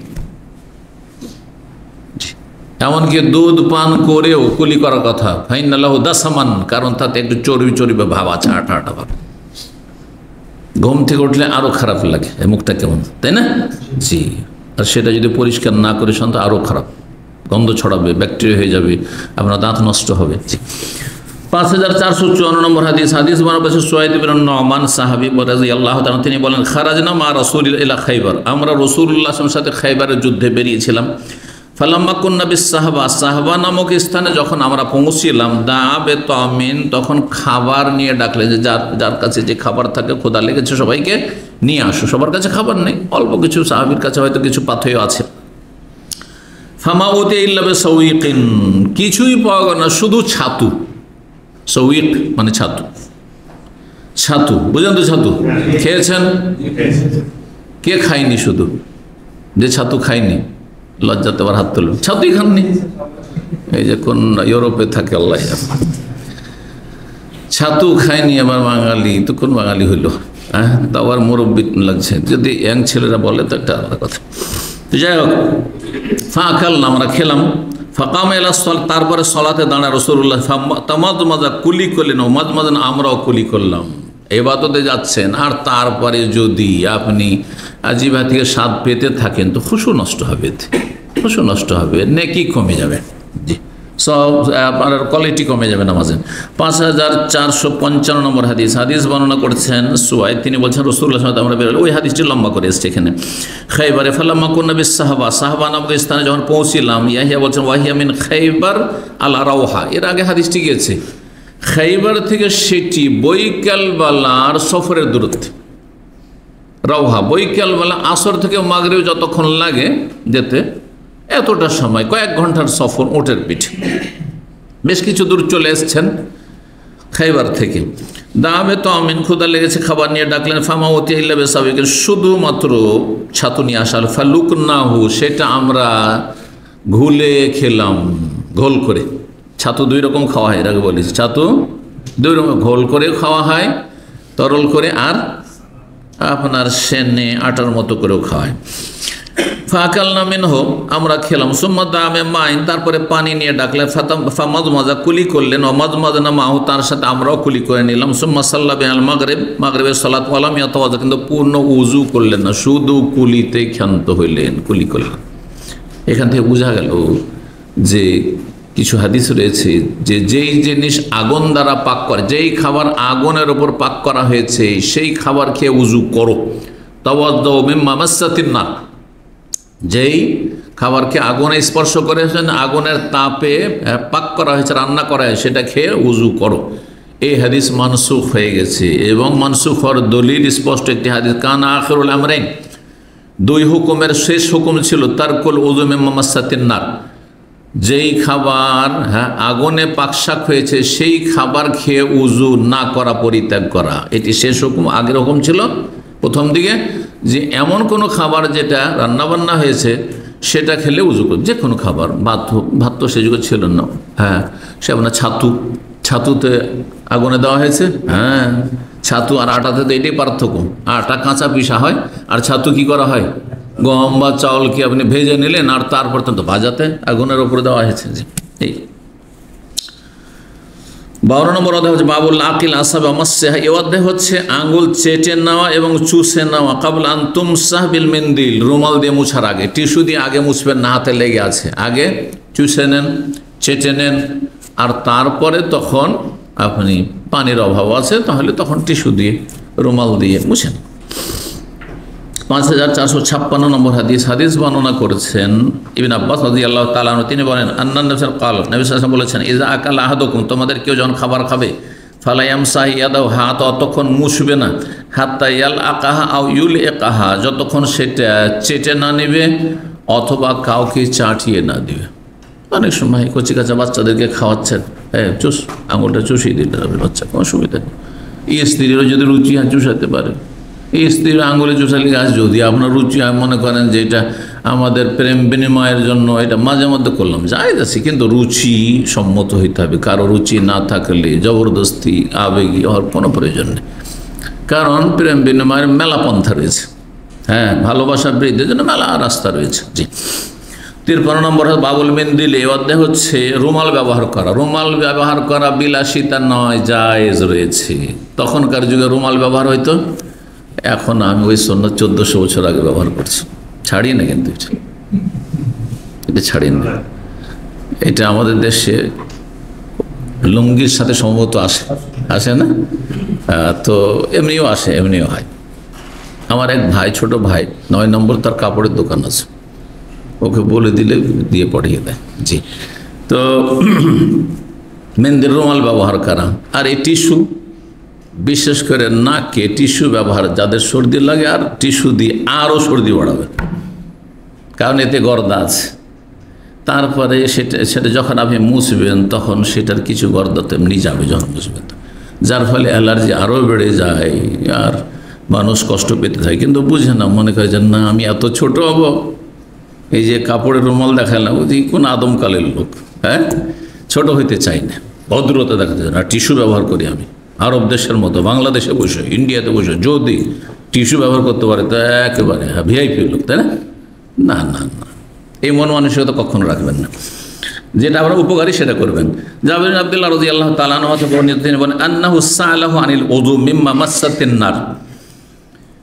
জাবির বিন আব্দুল্লাহ বর্ণনা করছেন যে তাকে জিজ্ঞাসা করা হয় উযু সম্পর্কে, কি থেকে? মিম্মা মাসাতিন নার, এমন কিছু খেয়ে যা আগুনে স্পর্শ করেছে, অর্থাৎ যেটা পাক করা হয়েছে। এই মশলাটি বললাম, মশলা বলা হয়ে গেল। কি রে ভাই, হ্যাঁ আপনার কাছে কিছু নাই? আপনি দাও, কোন তো হাত দেন, আল্লাহ হিদায়াত করে। আস্তাগফিরুল্লাহ ওয়া আতুবু ইলাইহি। আপনার কাছে ফুল পরে ঝেড়ে দিতে হবে, করোনার জামানা হলে তো বম ব্লাস্টিং হয়ে যেত। আস্তাগফিরুল্লাহ ওয়া আতুবু ইলাইহি। করোনা জামানাকে বমকে অত ভয় করতো না যত হাঁচিকে মানুষ ভয় করতো। আস্তাগফিরুল্লাহ ওয়া আতুবু ইলাইহি, আল্লাহ হিদায়াত করে। তো ভদ্রতা শিখতে হয়। তো বলছেন কাল আল্লাহ উযু করতে হবে না, ওটা আগের হুকুম ছিল। তাদকুন্না জামানান নবী সাল্লাল্লাহু আলাইহি ওয়াসাল্লাম লা নাজিদু মিসলা যালিকা মিনাত তামিল্লা কালিলান, আমরা নবী সাল্লাল্লাহু আলাইহি ওয়াসাল্লামের আমলে এই ধরনের খাবার যেটা আগুনে পাকশাক করা আছে খুব কমই পেতাম। বিনা পাক করা খাবার কি? খেজুর আর পানি, মাঝে মধ্যে কখনো পাকশাক করা, কিছু রুটি পাকানো হয়েছে আর ছাতু হয়তো পাক করা হয়েছে, বা আর কিছু তরকারি একটু পাক করা হয়েছে, এরকম পেতাম। ফাইদা নাহনু ওয়াজাদনাহু লাম ইয়াকুন লানা মানাদিল, যখন আমরা পেতাম এমন খাবার যা পাক করা হয়েছে আগুনে, লাম ইয়াকুন লানা মানাদিল, তখন আমাদের কোনো রুমালের ব্যবস্থা ছিল না। আর এই কাপড়ের রুমাল তেনাও ছিল না তাদের কাছে। সুবহানাল্লাহ, কাপড়, শরীরে বস্ত্রের ব্যবস্থা নেই, একটা কোনো রকম লুঙ্গিতে গোটা শরীর, হ্যাঁ, এইখানে বেঁধে নিয়ে ছোট বাচ্চাদের মতো চলছে। তো বলছেন আমাদের কোনো মানাদিল, রুমালের ব্যবস্থা ছিল না, ইল্লা আকুফানা, তাহলে রুমালের কাজ কি দিয়ে করতাম? আমাদের হাতের তালু দিয়ে করতাম, বুঝে নিলাম, কারণ না অনেক সময়, হ্যাঁ, ওয়াসাওয়ায়দান, আমাদের বাহু দিয়ে করতাম, এই যে বাহু হাঁচিয়ে পড়ছে, বুঝে নিলেন আপনি, হলো না, এটা করতাম। ও আখদা, মানে পা দিয়েও করতাম, কেউ বসে বসে খাচ্ছে, পা দিয়ে মুছা যাবে না, পায়ে মুখটা ঘষে নিল, বুঝতে পেরেছেন? জি। সুম্মান ওসালি, তারপরে সলাৎ পড়তাম। ওলা না, তো আরও উজু করতাম না, আমরা উজু করতাম না, তার মানে পাকশাক করা খাবার খেলে উজু করতে হবে না। 54 নম্বর অধ্যায় হচ্ছে বাবু মায়া করে যা ফারাগা মিন তামিহি, কি বলবে একজন ব্যক্তি যখন খাবার শেষ করবে? খাবার শেষ হলে কি দোয়া? বেশ কিছু দোয়া রয়েছে, এখানে দুটি দোয়া এসছে। 5458 নম্বর হাদিস মনে করছে আবু উমামা রাদিয়াল্লাহু তাআলা আনহু বলেন, আন্নান নবী কানা ইযা রাফা মায়দাতাহু, নবী সাল্লাল্লাহু আলাইহি সাল্লামের যখন দস্তরখান উঠিয়ে নেওয়া হইতো, মানে খাওয়া দাওয়া শেষে দস্তরখান এখন টেনে নেওয়া, উদ্দেশ্য হচ্ছে খাওয়া দাওয়া যখন শেষ করতেন তিনি, তখন কালা এই দোয়া বলতেন, আলহামদুলিল্লাহি কাসীরান তাইয়িবান মুবারাকান ফিহি, জি, গায়রা মাকফিন ওয়ালা মুআদ্দাইন ওয়ালা মুস্তাগনান আনহু রাব্বানা। আলহামদুলিল্লাহ, যাবতীয় প্রশংসা সে আল্লাহর। কোন রিওয়ায়াতে হামদান কাসীরান, যেমন রব্বানা লাকাল হামদু হামদান কাসীরান তাইয়িবান মুবারাক, রুকু থেকে উঠে এক সাহাবী পড়েছেন এবং স্বীকৃতি দিয়েছেন, কিন্তু এখানে রয়েছে হামদান নেই। আলহামদুলিল্লাহ কাসীরা, আল্লাহর অশেষ প্রশংসা, অনেক প্রশংসা।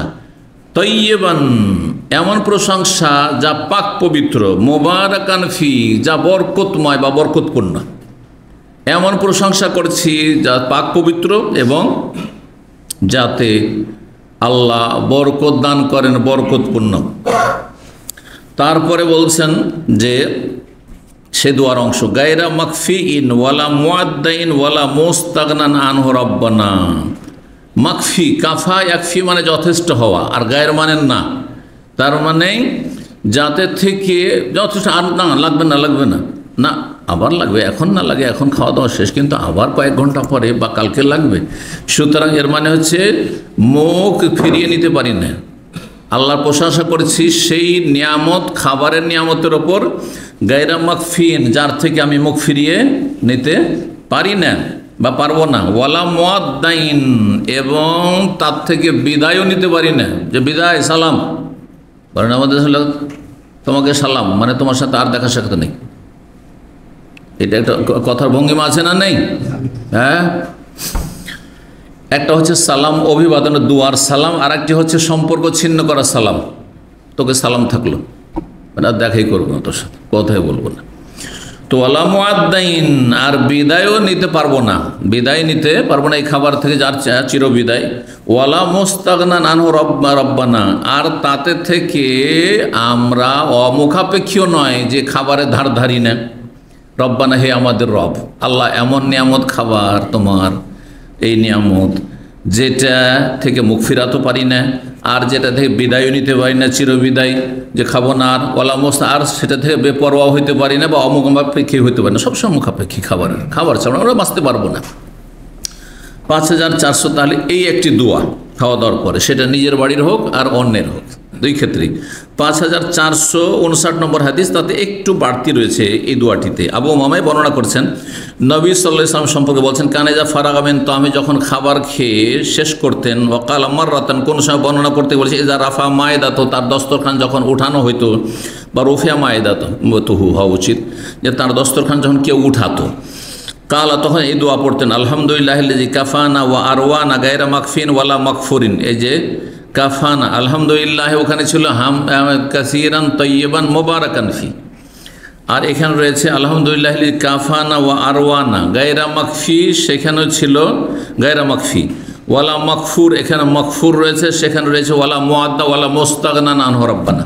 তাহলে যেইভাবে বাক্যগুলি আছে ওইভাবে বিভিন্নভাবে পড়তে পারে, যখন বাক্যের পার্থক্য থাকবে তখন সবটাই পড়া যায়, এটাও পড়া যায় ওটাও পড়া যায়, একসাথে সবগুলি পড়ার কোনো প্রয়োজন নেই।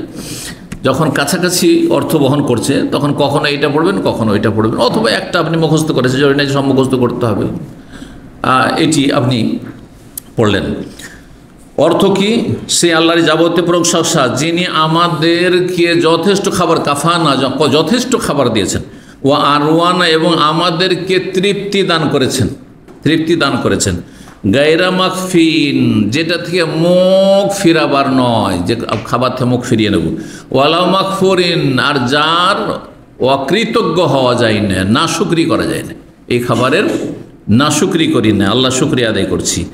ওয়ালা মুআদ্দাইন, তারপরে লাকাল হামদু রব্বানা, অন্য রিওয়ায়াতে রয়েছে কখনো বলতেন তোমার যাবতীয় প্রশংসা হে আমাদের রব, গায়রা মাকফিন যার থেকে মুখ ফিরানো যায় না, ওয়ালা মুআদ্দাইন আর সেটাতে বিদায়ও নেওয়া যায় না, ওয়ালা মুস্তাগনান রাব্বানা আর হে রব, আর তার থেকে আমরা বেপরোয়া বা মুখাপেক্ষীও নয়। এছাড়াও দোয়া রয়েছে আলহামদুলিল্লাহি আতামানি হাযা ওয়া রাযাকানি মিন গায়রি হাওলি মিন্নি ওয়ালা কুওয়া, এটা রয়েছে প্রসিদ্ধ।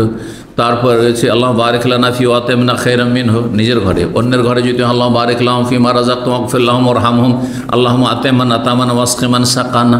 অন্তত একটা দুটা দোয়া পরের বাড়ি খেলে কি করবেন, নিজের ঘরে খেলে কি করবেন, অন্তত কমপক্ষে একটা করে দোয়া মুখস্থ রাখার চেষ্টা করি, এতে বরকত রয়েছে।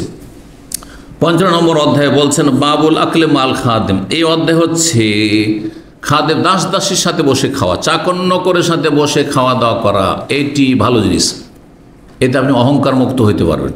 হ্যাঁ, এতে মানুষের জনপ্রিয়তা লাভ করতে পারবেন। হ্যাঁ, অন্তর জয় করতে পারবেন। মানুষের ভালোবাসা যদি হাসিল করে নেন তাহলে আর বলতে হবে না চাকর নকর যে এটা কর ওইটা কর, নিজেই কাজ করে রেডি থাকবে সব, তাই না? জি, খুব ভালো অভ্যাস এটি।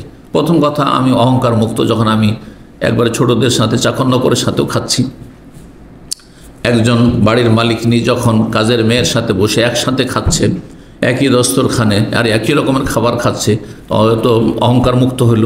2 নম্বর, যে অহংকার মুক্ত থাকে তাকে মানুষ ভালোবাসে, জনপ্রিয়তা লাভ করে। যখন মানুষের ভালোবাসা লাভ করবে তো আল্লাহর ভালোবাসা লাভ করবে, আর তখন বাড়িতে কাজগুলি সুন্দর করে করবে কাজের ছেলেমেয়েরা। তো বহুমুখী ফায়দা রয়েছে, দিন দুনিয়ার ফায়দা রয়েছে। 5460 নম্বর হাদিস বর্ণনা করেছেন মুহাম্মদ ইবনে জিয়াদ, তিনি বলছেন, আমি আবু হুরায়রা রাদিয়াল্লাহু তাআলা আনহুকে বলতে শুনেছি, নবী সাল্লাল্লাহু আলাইহি ওয়াসাল্লাম বলেন, ইযা আতাহাদাকুম খাদেমহু বিতামিহি, তোমাদের কারো কাছে যদি তার চাকর চাকরানি কাজের ছেলে মেয়ে খাবার নিয়ে আসে, আপনাকে আপনার কাজের ছেলে চাকর খাবার নিয়ে এসে দিল, টি বয় আপনাকে চা কফি দিল, যা কিছু দিক আপনার, এইরকমই কোনো কাজের মেয়ে আছে আপনার ওয়াইফকে আপনার মেয়েদেরকে দিল। হ্যাঁ, ফাইনাল বলছেন যে সাথে বসাও, অন্য রেবাতে সাথে বসাও, সাথে বসে খাও। আর যদি তা না করতে পারো যে সাথে বসানো যাবে না, অনেক সময় বসানো সম্ভব হয় না, ফাইনালি বিজলি সোমাহু, যদি সাথে না বসাতে পারে, ফালিও না বেলু ওকলা ও ওকলাতেন, 1 লোকমা বা 2 লোকমা তাকে দিয়ে দাও। ওকলাতুন বলেছেন কোন কোন রিওয়ায়েতে লোকমাতুন আর লোকমাতান। ওকলা মানে একবার যেটা খাওয়া যায় মুখে নিয়ে, আর ওকলাতাইনে মানে 2, আর এই লোকমা মানে একবার যেটা মানুষ গিলতে পারে। লাকামা আলকাও মানে ফালতাকামাহুল হুতো। ইউনূস আলাইহিস সালাম সম্পর্কে আল্লাহ কোরআনে বলছেন ফালতাকামাহুল হুতো, বড় মাছ তিমি মাছে ইউনূস আলাইহিস সালামকে লোকমা বানিয়ে নিয়েছিলেন, মানে গিলে নিয়েছিলেন। কামড়ে কামড়ে তো খাননি, যদি চিবিয়ে চিবিয়ে খাইনি, চিবিয়ে চিবিয়ে যদি সে মাছে খেত তাহলে সাথে সাথে মারা যেতেন তিনি, তাই না? তো কি যে আল্লাহর হেকমা, দাঁত বসায়নি, লোকমা বানিয়ে মানে গিলে নিয়েছে, লক করে গিলে নিয়েছে। তো একবারে যেটা গিলতে পারে মানুষ সেটাকে লোকমা বলা হয়। আরবি শব্দ প্রত্যেক ভাষাতে আছে, উর্দুতেও লোকমা, বাংলাতেও লোকমা, হিন্দিতেও লোকমা, সব লোকমা, তাই না? এই শব্দটির আমি অর্থ অন্য ভাষা পাইনি, আরবিটাই বলছেন না আছে নেই, এর আগে একদিন খুঁজেছেন আপনারা পাননি। ফাইন্নাহু, একজন বলছে যে ওই একবার হাতে, না হাতের সাথে সম্পর্ক নেই, এটা গিলার সাথে সম্পর্ক আছে, একবারে যতটা গেল ওটার নাম লোকমা। ফাইন্নাহু, কেন আপনি খাওয়াবেন চাকর চাকরানিকে যেই খাবার আপনাকে পেশ করলো সেই খাবার। ফাইন্নাহু ওয়ালি হাররাহু ইলাজাহু, কারণ সে রান্নাঘরের গরম বরদাস্ত করেছে, আর ওয়াইলাজাহু, আর পাক শাকের কষ্ট বরদাস্ত করেছে। এক তো গরমে থেকেছে আগুনের কাছে, আর 2 নম্বর হচ্ছে পাক শাক করতে যে কষ্ট লাগে, পাক শাক করা যে কি কষ্ট। অনেক প্রবাসীকে জিজ্ঞাসা করে, যার অভ্যাস নেই, যার পাক শাক করার অভ্যাস হয়ে গেছে তার জন্য খুবই সহজ, হ্যাঁ, ব্যাচেলার থেকে। কিন্তু অনেক ব্যাচেলার আছেন যে 10 বছর আছেন, এখন পর্যন্ত সবচাইতে ভারী কাজ ব্যাচেলার প্রবাসীদের জন্য পাক করা আর কাপড় ধোয়া, আপনারা এটা জানেন। হ্যাঁ, 56 নম্বর অধ্যায় বলছে বাবু তাইমে শাকের মিসরু সাইমে সাবের, বলছেন এই অধ্যায় হচ্ছে শুকরগুজার আহারকারী, খেয়ে দিয়ে পেট পুরে খেলেন আর আল্লাহ শুকরিয়া আদায় করেছেন, আলহামদুলিল্লাহ, আল্লাহর নিয়ামত, এই একজন ব্যক্তি আপনি। আর একজন আসাইমুস সাবের, ধৈর্যশীল রোজাদার, ধৈর্যশীল, সারাদিন পানাহার থেকে ধৈর্য ধরে আছে, খাচ্ছে না, পান করছেন না, অথচ পিপাসিত, অথচ ক্ষুধার্ত, তাহলে সবরের প্রয়োজন আছে না নেই? ধৈর্য হারা হইলে ও খেয়ে নিবে, কারণ খাবার অভাব নেই, আমি রোজা রাখবো, আমার ঘরে কি খাবার নেই, তাই না?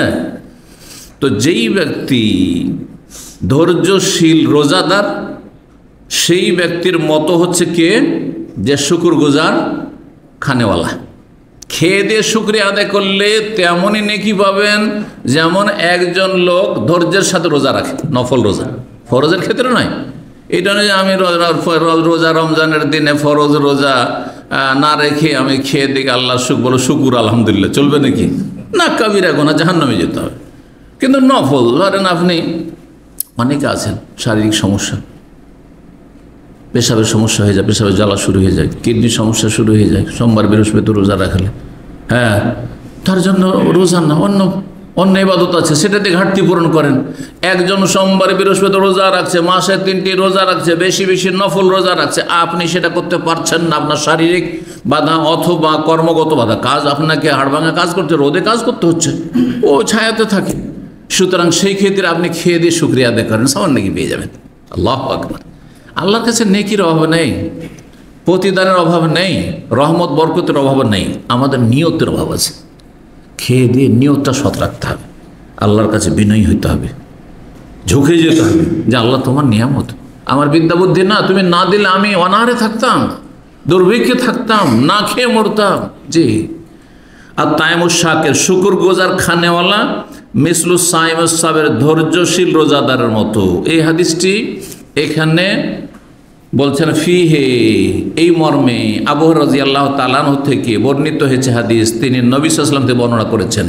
হাদিস মুআল্লাক, এক ধরনের হাদিস মুআল্লাক, যে বিনা সনদে, সনদের কিছু অংশ, যেহেতু সাহাবীর নাম এখানে এসেছে, বর্ণনা করেছেন ইমাম বুখারী, নিজের পুরো সনদ বর্ণনা করেননি, কিন্তু এই হাদিসটি পুরো সনদের সাথে মুসনাদ আহমদে রয়েছে, তিরমিজিতে রয়েছে, ইবনে মাজাহ রয়েছে, হাদিসটি সহিহ, হাদিসটি সহিহ। শুকরিয়া আদায় করতে পারলে খেয়ে দে, আল্লাহর নিয়ামত খেয়ে দিয়ে শুকরিয়া আদায় করেন, রোজা রাখতে পারছেন না আপনি ওরকম দেখি। হ্যাঁ, আপনার খুব কষ্টের কাজ দিনে করতে হয়, রাত্রে আপনার ঘুমাইতে হয়, তাই তাহাজ্জুদ পড়তে পারছেন না, ঘুমাচ্ছেন, এই ঘুমের উপর আল্লাহ শুকরিয়া আদায় করেন যে আল্লাহ তোমার শুকরিয়া আদায় করছি, তুমি আমাকে ঘুম দিয়েছো। অনেকেই অনেকেই অনিদ্রার রোগে ভুগছে, ওষুধ খেয়েও ঘুম আসে না। আল্লাহু আকবার, বলুন আলহামদুলিল্লাহ। জি। 57 নম্বর অধ্যায় বলছেন বাবুর রাজুল ইউদা ইলাতাম। এই অধ্যায় হচ্ছে কোনো ব্যক্তিকে খাবারের জন্য যদি ডাকা হয় আর সে বলে ও হাজামাই, আমার সাথে এই যে লোক এসছে, নিয়ে আসবো, তো জায়েজ আছে, সে বলতে পারে। আর আপনাকে যখন বলা হচ্ছে, যদি আপনার যদি খাবার দাবার মতো ব্যবস্থা থাকে যে অতিরিক্ত খাওয়াইতে পারবেন, তাহলে হ্যাঁ বলেন, আর না হয় না বললেও কোনো দোষ নেই। যদি না পারবো না, আমার খাবার জুটবে না, সেটা। কিন্তু যদি ওর চাইতে ভালো হচ্ছে যে 2 জনের খাবার 3 জনের 5-4 জনও খাওয়া যাবে, সুতরাং না করাটা উচিত হবে। তো এই ক্ষেত্রে বলছেন আনাস রাদিয়াল্লাহু তাআলা বলেন, ইজা দাখালতা আলা মুসলিমিন লা ইউত্তাহাম ফাকুল মিন তাআমিহি ওয়াশরাব মিন শারাবিহি।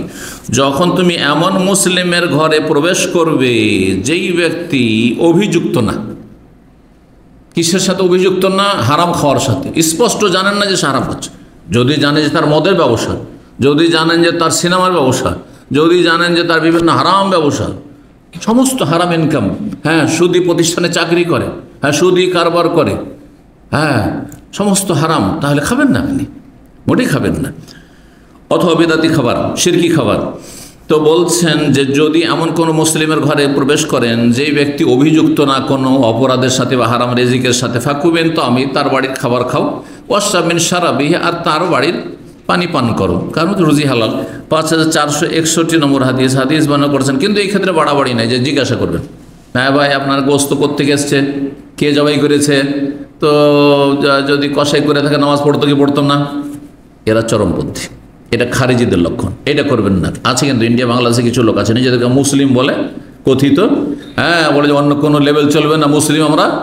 আর তারপরে যে কোনো বাড়িতে দাওয়াত দিলে আগে জিজ্ঞাসা করবে যে আপনার ইনকাম সোর্স কি, তো আবার এটা মুরগিটা আবার জবাই হয়েছে কোত্থেকে নিয়ে এসছেন, হ্যাঁ দেশি না বিদেশি। আস্তাগফিরুল্লাহ।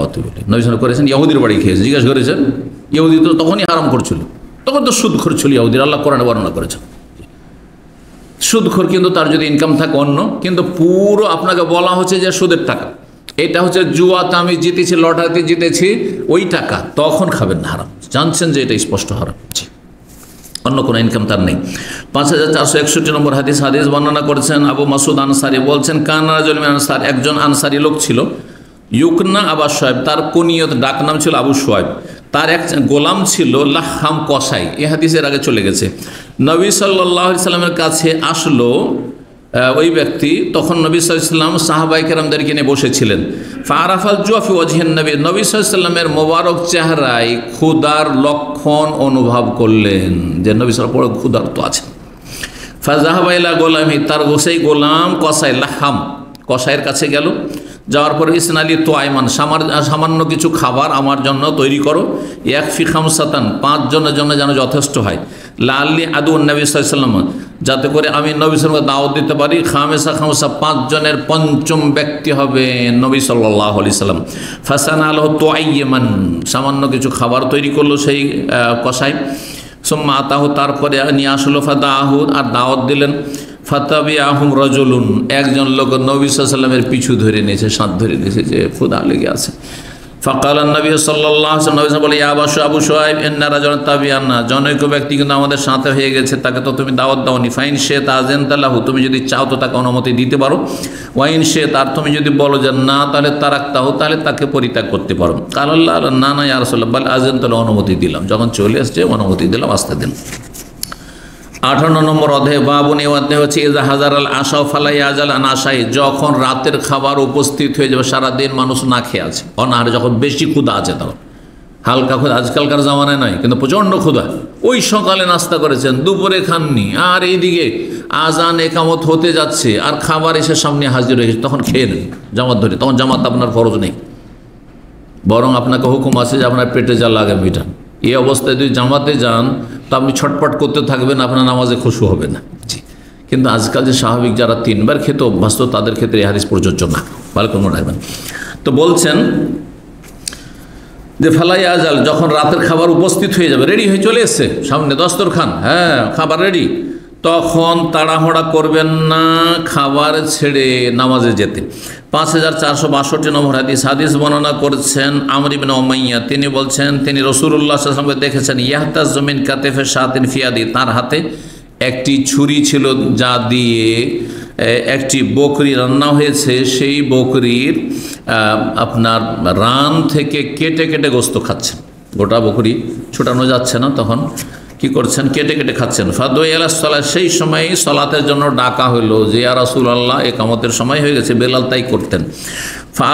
ফালকাহা, তখন সেই খাবার ছেড়ে দিলেন। ওয়াসিকিনা, আর সেই ছুরিও ফেলে রেখে দিলেন। আল্লাতি কানা ইয়াহতাজু, যা দিয়ে কেটে কেটে খাচ্ছিলেন। সুম্মা কামা, তারপরে দাঁড়িয়ে গেলেন সালাতে, ফাসাল্লাহ, সালাত করলেন, ওয়ালাম ইয়াতাউযু, করলেন না। এই ক্ষেত্রে কুলি করে নেওয়া ভালো, কুলি করে নেওয়া জরুরি নয়, আবার কুলি করে নেওয়া উত্তম, যাতে করে আপনার খুশু কমে না যায়। তবে যদি চর্বি না থাকে আর মুখে পরিষ্কার হয়ে, তাই অসুবিধা নেই, বা পানির ব্যবস্থা নেই, সেটা ভিন্ন কথা। 5463 নম্বর হাদিস বর্ণনা করেছেন আনাস বিন মালিক রাদিয়াল্লাহু তাআলা আনহু, বলছেন, ইযা ওদিয়াল আশাও, যখন রাতের খাবার পরিবেশন করা হবে, ও কিমাতিস সালাহ, কিন্তু সালাতের একামত হয়ে গেছে, জামাত শুরু হয়ে গেছে, ফাবদাউ বিল আশা, খুব বেশি ক্ষুধা লেগে থাকলে রাতের খাবার শুরু করো, আগে খেয়ে নাও, পরে নামাজ পড়ে নিও। সেই ক্ষেত্রে দ্বিতীয় তৃতীয় জামাতের জন্য মসজিদে যাওয়া আবশ্যক না। মাসলা শুনে নেন, অনেকে মনে করে দ্বিতীয় জামাতের জন্য মসজিদে যাওয়া জরুরি না। যদি বাড়িতে আপনার ভালো পরিবেশ থাকে, কারণ সেখানে 2-1 নিয়ে জামাত করতে পারবেন, তাহলে দ্বিতীয় জামাত না গিয়ে, মসজিদে না গিয়ে, আপনি তো ওই 27 গুণের সেই ফজিলত পাচ্ছেন না। আসল জামাত হচ্ছে প্রথম জামাত। এতে অবহেলা কারোর কারণে অনেকেই আড্ডা দিচ্ছে, চাপানি করছে, প্রথম জামাত ছেড়ে দিল, আর দ্বিতীয় তৃতীয় জামাত দিল শুরু করে, আর জোরে তেলাওয়াত মসজিদে শুরু করে দিল। আরে এইটা তরিকা না। আসলে এটা কার জন্য? যেই ব্যক্তি এমন এমার্জেন্সিতে ছিল যে সে মসজিদে যেতে পারেনি, কিন্তু আপনি শখ করে বসে আছেন, আর তারপরে জামাত ছাড়ছেন, আর দ্বিতীয় তৃতীয় জামাত আর নেকি আশা করছেন, হ্যাঁ 26-27 গুণ 25 গুণ, না না, আপনার জন্য না। বাড়িতেও যদি এক্ষেত্রে জামাত হয়, তো মসজিদে যাওয়ার কোনো প্রয়োজন নেই, কারণ আসল জামাত হয়ে গেছে, আসল জামাত হয়ে গেছে। বেশ কিছু ফুকাহার কাছে তো জামাতই নেই, দ্বিতীয় তৃতীয় জামাতই নেই। সালাফি উলামাদের মধ্যে আল্লামা আলবানীর কাছে জামাত নেই, দ্বিতীয় তৃতীয় আর জামাত নেই। বাড়িতে নিজের ছেলে মেয়েকে সাথে নিয়ে নামাজ পড়ছে, কিন্তু অন্য অন্য সাইফিন বাজ বিন ওসাইম তারা বলছেন দ্বিতীয় তৃতীয় জামাত আছে, কিন্তু কার জন্য? মাজুর লোকের জন্য, হ্যাঁ শখ করে নয়। তারপরে হাদিস বলছেন যে ওমর রাদিয়াল্লাহু তাআলা আনহু থেকে বর্ণিত, তিনি বলতে তার ঘটনা, আন্নাহু তাআশা মাররাতান, একবার তিনি রাতের খাবার খাচ্ছিলেন, ওয়া হুয়া ইয়াসমাউ কিরাতাল ইমাম, অথচ তিনি ইমামের তেলাওয়াত শুনতে পাচ্ছিলেন। পাশেই, মসজিদের পাশে, মসজিদ সংলগ্ন নেই, তেলাওয়াত মসজিদে শুনতে পাচ্ছেন আর খাওয়া দাওয়া খাচ্ছেন, কারণ প্রচণ্ড খিদে লেগে আছে। এই সময় খুশি হবে না নামাজ পড়লে, আগে খেয়ে নেন। যে 5465 নম্বর হাদিস বর্ণনা করেছেন আয়েশা রাদিয়াল্লাহু তাআলা আনহা, তিনি বলছেন, ইযা উকিমাতিস সালাত, তো নবী সাল্লাল্লাহু আলাইহি ওয়াসাল্লাম বলেছেন, যখন সালাতের একামত হয়ে যাবে, ওয়া হাযারাল আশা, কিন্তু রাতের খাবারও হাজির হয়ে গেছে, আর প্রচণ্ড খিদা লেগে আছে, খাবারের দিকে একটা টান আছে আপনার, ফাবদাউ বিল আশা, রাতের খাবার শুরু করো, রাতের খাবার আরম্ভ করো, আগে রাতে খেয়ে নাও, ক্ষুধা মিটিয়ে নাও, তারপরে যাও। নরিবাদে ওই যে ওদি আলিয়া শাহ, মানে যখন রাতের খাবার পরিবেশন করা হবে, এই কথা রয়েছে। 59 নম্বর অধ্যায়, সর্বশেষ অধ্যায়, বলছেন বাবু কৌলিল্লাহি তাআলা, এই অধ্যায় হচ্ছে মহান আল্লাহর এই বাণীর তাফসীর সম্পর্কে। ফাইজা তাইনতুম ফান্তাশিরু, যখন অপরের বাড়িতে খাওয়া দাওয়া করবে, খাওয়া দাওয়া শেষ হলে তোমরা সেখান থেকে ছড়িয়ে পড়ো, মানে নিজ নিজ জায়গায় চলে যাও, বসে ধর্ণা দিও না। অনেকেই খাওয়া দাওয়ার পরে গাল গল্প চলছে আধা ঘন্টা 1 ঘন্টা, না, এটা ঠিক না। খাওয়া দাওয়া শেষ হয়ে গেছে, বাড়িওয়ালার জন্য সেটা বিরক্তিকর হইতে পারে। 5 মিনিট 10 মিনিট খুব বেশি, আজকালকার জামানে 10-15 মিনিটের মধ্যে যদি দেখা যায় যে, কারণ আজকালকার অভ্যাস আছে যে তারপরে তো কিছু মিষ্টি ফিষ্টি দিবে, কিছু একটু লাবান, কিছু জুস অথবা ফল ফ্রুট দেবে, আরব দেশে যেমন ট্রেডিশন, কিছু যদি হয়, আর না হলে একটু বিদায় নেওয়ার জন্য 5 মিনিট 7 মিনিট খাওয়া দাওয়া হয়েছে, জাকাল্লাহ খায়ের, যাই তাহলে বিদায় নেন আপনি। কোরআনে আল্লাহ নির্দেশ দিয়েছেন।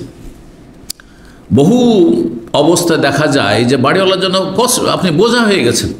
একবার আমার কাছে মেহমান এসছে, আল্লাহ শুধু দেখা করতে এসছে, পাশের অন্য দেশ থেকে, তা আমি বলছি দেখা করতে এসছে যে 1 ঘন্টা 2 ঘন্টার মধ্যে চলে যাবে, সেই জন্য 1 ঘন্টা, ম্যাক্সিমাম 1 ঘন্টা, কারণ 1 ঘন্টা সময় দেওয়ার জন্য খুব কষ্ট।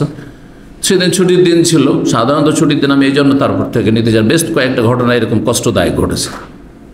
সে গিয়ে বসেছে আসর পরে, রাত 10টা হয়ে যাচ্ছে, 5 ঘন্টা, দেখি 5 ঘন্টা হয়ে যাচ্ছে, যাচ্ছে না। খাওয়া দাওয়া হয়ে গেছে, ওর মধ্যে চা হয়ে গেছে, তারপরে বসে পেয়েছেন সাহেবকে, আপনি যা আছে সব নিংড়ে নেবেন আপনি, নাকি বড় কষ্টদায়ক এটি। তো তিক্ত অভিজ্ঞতার কথা বলছি, নবী সাল্লাল্লাহু আলাইহি ওয়াসাল্লামের সাথে এরকম ঘটেছিল। আরে বাসর নতুন স্ত্রী আছে, অলিমার দাওয়াত খাওয়িয়ে দিয়েছে, খেয়ে দেবে, বিদা হয়, স্ত্রীর সাথে দেখা করবে, কথা বলে, তোমাদের সাথে কথা বলার কি আছে? এখন বসেই থেকে গেছে বেশ কিছু লোক। আল্লাহ রাব্বুল আলামিন বরদাস্ত করলেন, আল্লাহ আয়াত নাযিল করলেন যে নবীকে লজ্জা লাগে, আল্লাহ লজ্জা করেন না, সাবধান তোমরা, খেয়ে দেবে বিদায় হোক। আর খাবার পাকশাক হয়নি, আগে থেকে এসে ধরনা দিবে না, আবার আগে জেনে নেবে যে কখন খাবার রেডি হবে। এই জন্য আমি কেউ দাওয়াত দিলে জিজ্ঞেস করি যে খাবার রেডি হয়েছে তো, কখন রেডি হবে, এতটার সময়, তার 10 মিনিট আগে যায়, 1 ঘন্টা আগে যে বসে থাকবে এমনটা না। জি। তো 5466 নম্বর হাদিস বর্ণনা করেছে ইবনে শাহাব যুহরি রাহিমাহুল্লাহ। তিনি বলছেন আনাসান কাল, আনাস রাদিয়াল্লাহু তাআলা বলেন, আনা আলামুন নাস বিল হিজাব, আমি হিজাবের বিধান, পর্দার বিধান সম্পর্কে সবার চাইতে বেশি জানি। রাসূলুল্লাহ সাল্লাল্লাহু আলাইহি ওয়াসাল্লামের পরে সবার চাইতে বেশি আমি পর্দার বিধান সম্পর্কে বেশি জানি, কারণ আমার চোখের সামনে পর্দার হুকুমের আয়াত নাযিল হয়েছে, সচক্ষে দেখেছেন। আইনুল ইয়াকিন, একটা হচ্ছে ইলমুল ইয়াকিন, মানে জ্ঞানের মাধ্যমে কোনো কিছু জানা, আর একটা চোখে দেখে জানা, আর একটা ছুঁয়ে জানা, 3টে। হাক্কুল ইয়াকিন, বুঝছেন না? দেখছেন যে সামনে, এই 3টার উদাহরণ নেন। দেখছেন চোখের সামনে আগুন, না তার আগে বলি ইলমুল ইয়াকিন, শুনেছেন আগুন, কোনোদিন দেখেননি, এটা কি? আগুন আছে বিশ্বাস করেন, এটা ইলমুল ইয়াকিন। আর তারপরে চোখে দেখলেন যে আগুন, এটা কি? আইনুল ইয়াকিন। আগুন তো শুনেছি, তো গরম, তো দেখি তো, একটু আঙ্গুল দিয়ে দেখলেন, আর তারপরে একেবারে ফোঁসা নিল, পুড়ে গেল, এটা হচ্ছে হাক্কুল ইয়াকিন, তিক্ত অভিজ্ঞতা। এবার বুঝতে পেরেছেন? জি, এখানে 3টি স্তর রয়েছে। তো তিনি বলছেন, আমি মানুষের মাঝে সবচেয়ে বেশি জানি হেজাবের বিধান সম্পর্কে, পর্দার বিধান নাযিল হওয়া সম্পর্কে, এই ঘটনা সম্পর্কে। কানা উবাই বিন কাব ইয়াসআলুন আনহু, উবাই বিন কাবের মতো প্রখ্যাত কারি, হাফেজে কোরআন, তারাবির ইমাম, তিনিও আমাকে জিজ্ঞাসা করতেন এই পর্দার বিষয়গুলি, কারণ তিনি জানতেন যে আমার চোখের সামনে পর্দার হুকুম নাযিল হয়েছে। আমি নবী সাল্লাল্লাহু আলাইহি ওয়াসাল্লামের ঘরেই সেদিন ছিলাম, কারণ নবী সাল্লাল্লাহু আলাইহি ওয়াসাল্লাম খাদেম, জি, নাবালক ছিলেন। আসবাহ রাসূলুল্লাহ আরুসান, ঘটনা হচ্ছে যে রাসূলুল্লাহ সাল্লাল্লাহু আলাইহি ওয়াসাল্লাম নববিবাহিত হিসাবে সকাল করলেন। আসবাহা মানে সকাল করলেন। রাসূলুল্লাহ সাল্লাল্লাহু আলাইহি ওয়াসাল্লাম আরুসান, নববিবাহিত হিসাবে, দুলহা হিসাবে। দুলহার দুলহান বুঝেন না? দুলহান উর্দুতে, কিন্তু বাঙালি দুলহিন করে দেন নাকি? কি বলেন, দুলহিন বলেন না দুলহান? হ্যাঁ, দুলহান দুলহিনও বলে অনেকে। তো যাই হোক, তো রাসূলুল্লাহ সাল্লাল্লাহু আলাইহি ওয়াসাল্লাম কি হলেন? আরুস হলেন, মানে দুলহা হয়ে সকাল করলেন। মানে রাত্রে, তাহলে বাসর হয়েছে। কোন স্ত্রীর সাথে? জায়নাব বিনতে জাহাশ, জাহাসের কন্যা জায়নাব রাদিয়াল্লাহু তাআলা। নবী সাল্লাল্লাহু আলাইহি ওয়াসাল্লাম দুই স্ত্রীর নাম জায়নাব ছিল, এক হচ্ছে জায়নাব বিনতে জাহাশ আর এক হচ্ছে জায়নাব বিনতে খুজাইমা উম্মুল মাসাকিন রাদিয়াল্লাহু তাআলা আনহুন্না। তো রাসূলুল্লাহ সাল্লাল্লাহু আলাইহি ওয়াসাল্লাম জায়নাব বিনতে জাহাশের সাথে নববিবাহিতা হিসাবে সকাল করলেন। ওয়াকানা তাজাওয়াজা বিল মাদিনা, তাকে বিয়ে করেছিলেন মদিনাতে। এই ঘটনা মদিনারই। বলছেন ফাদান নাসালে তামে বাদা ইরতিফাইন নাহার, তারপরে লোকজনকে ওলিমার খাবারের দাওয়াত দিলেন বেলা উঠে যাওয়ার পর। বেলা উঠে যাওয়ার পর, দিনের বেলা, যখন সাধারণত আমরা নাস্তা করি 8টা 9টা এই সময়গুলোতে। তো বলছেন যে ফাজালাসা রাসূলুল্লাহ বসলেন, লোকজনকে দাওয়াত দিয়েছেন। ওয়া জালাসা মাহুর, বেশ কিছু লোকেরাও বসলো তার সাথে। বাদামা কামাল কম, হ্যাঁ, কিন্তু লোকজন অধিকাংশ খেয়ে দিয়ে চলে গেছে। লোকজন আসছে আর খাওয়া দাওয়া করে চলে যাচ্ছে, বেশিরভাগ লোক চলে গেছে। অল্প কিছু লোক বসে আছে। আর নবী সাল্লাল্লাহু আলাইহি ওয়াসাল্লামের যেহেতু ঘরে ডেকেছেন, বাড়িতে ডেকেছেন, নবী সাল্লাল্লাহু আলাইহি ওয়াসাল্লাম বসে আছেন। হাত্তা কামা রাসূলুল্লাহ অপেক্ষা করছেন যে এই লোকগুলো যাবে কখন, যাবে কখন, কিন্তু যাচ্ছেন না, বসেই আছে। খেয়ে দিয়ে খাওয়া হয়ে গেছে, তারপর বসেই আছে, গল্প আপোষ করতেই আছে। তখন রাসূলুল্লাহ সাল্লাল্লাহু আলাইহি ওয়াসাল্লাম উঠে গেলেন। তাহলে যদি এরকম কেউ কষ্ট দেওয়া হয় না, কেউ মাঝে মাঝে উঠে চলে যাবেন, উঠে ভিতরে চলে যাবেন। জ্ঞানী হইলে অতি বুঝবে, হ্যাঁ, যে ইনি একটু অস্বস্তি বোধ করছেন, আবার যাচ্ছেন, আবার আসছেন, আবার চলে যাচ্ছেন, কেন এটা? আর যদি খুব বেহুশ হয় তো আর একটু বিলম্ব করবে, তখন বুঝে আরে কোথায় গেল, তখন হুঁশ হবে, হয়তো হুঁশ দেওয়ার জন্য। অনেকে বেহুশ। তো বলছেন যে রাসূলুল্লাহ সাল্লাল্লাহু আলাইহি ওয়াসাল্লাম দাঁড়িয়ে গেলেন। এটা নবী সাল্লাল্লাহু আলাইহি ওয়াসাল্লাম সুন্নাত, বেশিক্ষণ বসে থাকবেন তো বাড়িওয়ালা ভিতর দিকে চলে যান। ভিতর দিকেও জানেন, নবী সাল্লাল্লাহু আলাইহি ওয়াসাল্লাম বাড়িতে বাইরে চলে গেলেন। ফামাশা, আর তারপর হাঁটতে লাগলেন। ওমাশাই তো আনাস বলছেন নবী সাল্লাল্লাহু আলাইহি ওয়াসাল্লাম হাঁটতে দিকে আমিও তার সাথে হাঁটতে লাগলাম, আমিও চলতে লাগলাম। হাত্তা বালাগা বাবা হুজরাত আয়েশা, এমনকি আয়েশা রাদিয়াল্লাহু তাআলা আনহার হুজরা পর্যন্ত, কক্ষ পর্যন্ত পৌঁছে গেলেন। নবী সাল্লাল্লাহু আলাইহি ওয়াসাল্লাম বিবিরা যে 9 জন ছিলেন একসাথে একই যুগে, 9টি সারি করে কি করা ছিল, বাড়ি তৈরি করা ছিল। মা আয়েশা রাদিয়াল্লাহু তাআলার ঘর, যেখানে নবী সাল্লাল্লাহু আলাইহি ওয়াসাল্লাম কবর আছে, আর তার পিছন দিকে যেদিক থেকে মহিলারা ওই দিক থেকে ঢুকে আসে, যখন জিয়ারা করতে ঢুকে, রওজাতে নামাজ পড়ার জন্য ঢুকে। কবর তো জিয়ারত করতে দেওয়া হয় না, কিন্তু অনেক মনে করে কবর জিয়ারত করতে, কবর জিয়ারত করতে আসে না, ওইটা ওই রিয়াজুল জান্নাহ নামাজ পড়ার জন্য আসে। তো রওজায় নামাজ পড়ার জন্য আসলে বাম দিক থেকে কিন্তু মহিলা সেকশনতে ঢুকে আসে, ওই দিকটাই লম্বা হেসে সোজা হয়। যখন আপনার ভিতরে ছাতার মতো করা আছে না, ফাঁকা জায়গা দুটো আছে ওখানে, তার বাম দিকে দেখবেন যে মহিলা সেকশন, ওই দিকটাই পুরো লম্বা হয়ে 9টা ছোট ছোট বাড়ি করা ছিল। তখনকার বাড়ি কীরকম, গ্রামের যেমন কোণে ঘর, একটা ঘর শোয়ার জন্য, যাতে 2 জন মানুষ শুইতে পারে। হ্যাঁ, তারপরে নামাজ পড়ার জায়গা খুব কষ্টে বা হয়তো মুশকিল ছিল। আর তারপরে সামনে একটু উঠানের মতো করে আর একটু ঘেরা আঙিনা। পর্দাওয়ালা গ্রামের বাড়ি, গরিবদের বাড়িগুলো এরকমই থাকতো একসময়, দেখেছি, জি, খড়ের বাড়ি হলো। কিন্তু যারা বেপর্দা তাদের বাড়ি ঘেরা থাকে না, হ্যাঁ, হাইওয়ে ছাড়া আছে, তার বাড়িতে লোকজন যাওয়া আসা করতে আছে না। এগুলো মুসলিমদের বাড়ি নয়, মুসলিমদের এমন বাড়ি রাখা উচিত নয়। তো আয়েশা রাদিয়াল্লাহু তাআলা হুজরা পর্যন্ত পৌঁছে গেলেন। সুম্মা জান্না, তারপরে নবী সাল্লাল্লাহু আলাইহি ওয়াসাল্লাম ওখান থেকে ঘুরে আসছেন, চিন্তা করছেন যে এতক্ষণ লোকগুলো চলে যেতে হবে। যখন দেখবে যে নবী সাল্লাল্লাহু আলাইহি ওয়াসাল্লাম চলে গেছেন, হয়তো এটা চলে গিয়ে হবে। আন্নাহু খারাজু, ধারণা করলেন নবী সাল্লাল্লাহু আলাইহি ওয়াসাল্লাম যে তারা হয়তো বেরিয়ে গেছে। কি বোঝা গেল, যে নবী সাল্লাল্লাহু আলাইহি ওয়াসাল্লাম গায়েব জানতেন না। বুঝলেন না বেরেলভি রেজভি, এই শিরকি আকীদার লোকেরা বলে নবী আলেমুল গায়েব, নবী হাজির নাজির। তো নবী বাইরে চলে গেল, তাহলে তো ওই মজলিসে হাজির নাজির মানে তো এটা, নাজির মানে দেখছেন, তাহলে দেখতে পাচ্ছেন যে লোকগুলো বসেই আছে। নবী আলেমুল গায়েব মানে অদৃশ্যের খবর রাখেন, তাহলে জানছেন না যে আমার বাড়িতে লোকগুলো এখনো বসে আছে। কেন বলছেন আনাস, তাহলে বোঝা গেল যে আনাস রাদিয়াল্লাহু তাআলা আকীদা কি ছিল, যে নবী আলেমুল গায়েব নয়। তিনি ধারণা করলেন কি, যে লোকগুলো হয়তো বাড়ি থেকে বেরিয়ে চলে গেছে, এই ভেবে ফারাজাত মাহু, নবীও ফিরলেন এবং আমিও ফিরলাম, যে যাই হয়তো চলে গেছে লোকগুলো। কারণ তাড়াতাড়ি করছেন স্ত্রীর সাথে দেখা করবেন, নববধূর সাথে। ফাইজাহুম জুলুসুন মাকানুম, দেখছেন ওই জায়গাতে লোকেরা বসেই আছে, লোকগুলো বসে আপোষে গল্প করতেই আছে। ফারাজা, আবার ফিরে গেলেন দরজা থেকে, আবার ফিরে চলে গেল। ওরা যা, আমিও তার সাথে ফিরে চলে গেল আসানিয়া, দ্বিতীয়বার। হাত্তা বালাগা বাবা হুজরাত আসে, এমনকি আয়েশা রাদিয়াল্লাহু তাআলা হুজরায় পৌঁছে গেলেন, হুজরা দরজায় পৌঁছে গেলেন। কে? রাসূলুল্লাহ সাল্লাল্লাহু আলাইহি ওয়াসাল্লাম আর আনাস। ফারাজা, তারপরে আবার একটু পরে আবার ফিরছেন। ও রাজা তোমাহ, তার সাথে দ্বিতীয়বার আমি ফিরলাম। ফায়জাহুম কাদ কামু, তখন দেখলাম যে হ্যাঁ তারা সেখান থেকে মজলিস বরখাস্ত করে উঠে গেছে, চলে গেছে। ফাজারাবা বাইনি ওয়া বাইনাহু সিতরান, সেই সময় নবী আমার মাঝে এবং তার মাঝে একটি পর্দা ঝুলিয়ে দিলেন। পর্দা ছিল, পর্দাটি উঠানো ছিল, পর্দাটি কি করলেন? ঝুলিয়ে দিলেন। লোকেরা ছিল ওইদিকে, পর্দা ঝুলিয়ে দিলেন। তার মানে আনাস আর তুমি আসবে না, বাইরে যাও। হ্যাঁ, তুমি বাইরে যাও, এটা ভিতরের লোকের জন্য। উনজিল আল হেজাব, সেই দিন হেজাবের বিধান, পর্দার বিধান নাজেল হলো। তার আগ পর্যন্ত তাহলে পর্দার বিধান ছিল না। এই জন্য নবী সাল্লাল্লাহু আলাইহি ওয়াসাল্লামের বাড়িতে আনাস নির্দ্বিধায় ঢুকত। বোঝা গেছে? নবযুবক নির্দ্বিধায় ঢুকত।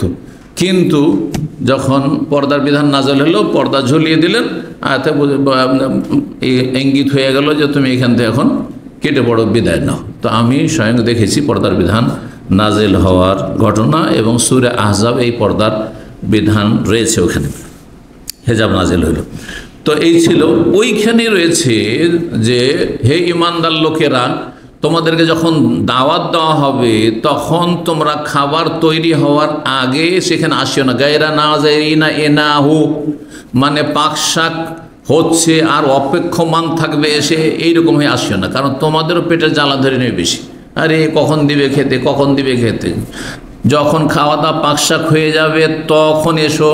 ফায়জা টাইম তুম ফান্তাশিরু, আর যখন খাওয়া দাওয়া হয়ে যাবে তখন তোমরা নিজ নিজ কাজে বিক্ষিপ্ত হয়ে ছড়িয়ে পড়ো, আপন আপন জায়গায় চলে যাও। ওয়ালা মুস্তানিসিনা লিহাদিস, গল্প গুজবে সেখানে মেতে থাকিও না। ইন্না যালিকুম কানা ইউজিন নবী, এতে নবী সাল্লাল্লাহু আলাইহি ওয়াসাল্লামকে কষ্ট দেবে। হ্যাঁ, ওয়াল্লাহু লা ইয়াস্তাহি মিনাল হক, ইন্না যালিকা কানা ইউজিন নবী ফায়াস্তাহি মিনকুম।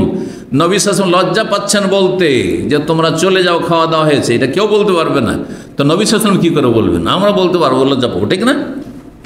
কিন্তু আমরা অনেক সময় ইশারা ইঙ্গিতে বলি জাযাকাল্লাহ খায়র, ঠিক না? এটা আর উদ্দেশ্যে শিখে জাযাকাল্লাহ খায়র, হ্যাঁ, বারাকাল্লাহু ফিকুম, তার মানে এখন আপনাকে সিগন্যাল দেওয়া হচ্ছে। হ্যাঁ, কিন্তু নবী সাল্লাল্লাহু আলাইহি ওয়াসাল্লাম সেটাও পারেন নাই। জি, নবী সাল্লাল্লাহু আলাইহি ওয়াসাল্লাম মহান চরিত্রের অধিকারী। ফায়াস্তাহি মিনকুম, তিনি লজ্জা পাবেন। ওয়াল্লাহু লা ইয়াস্তাহি মিনাল হক, আর হক কথা বলতে, সত্য কথা বলতে, ন্যায্য কথা বলতে আল্লাহ লজ্জা পান না। সুতরাং তোমরা এরকমভাবে খেয়ে দিয়ে কোথাও ধর্ণা দেবে না।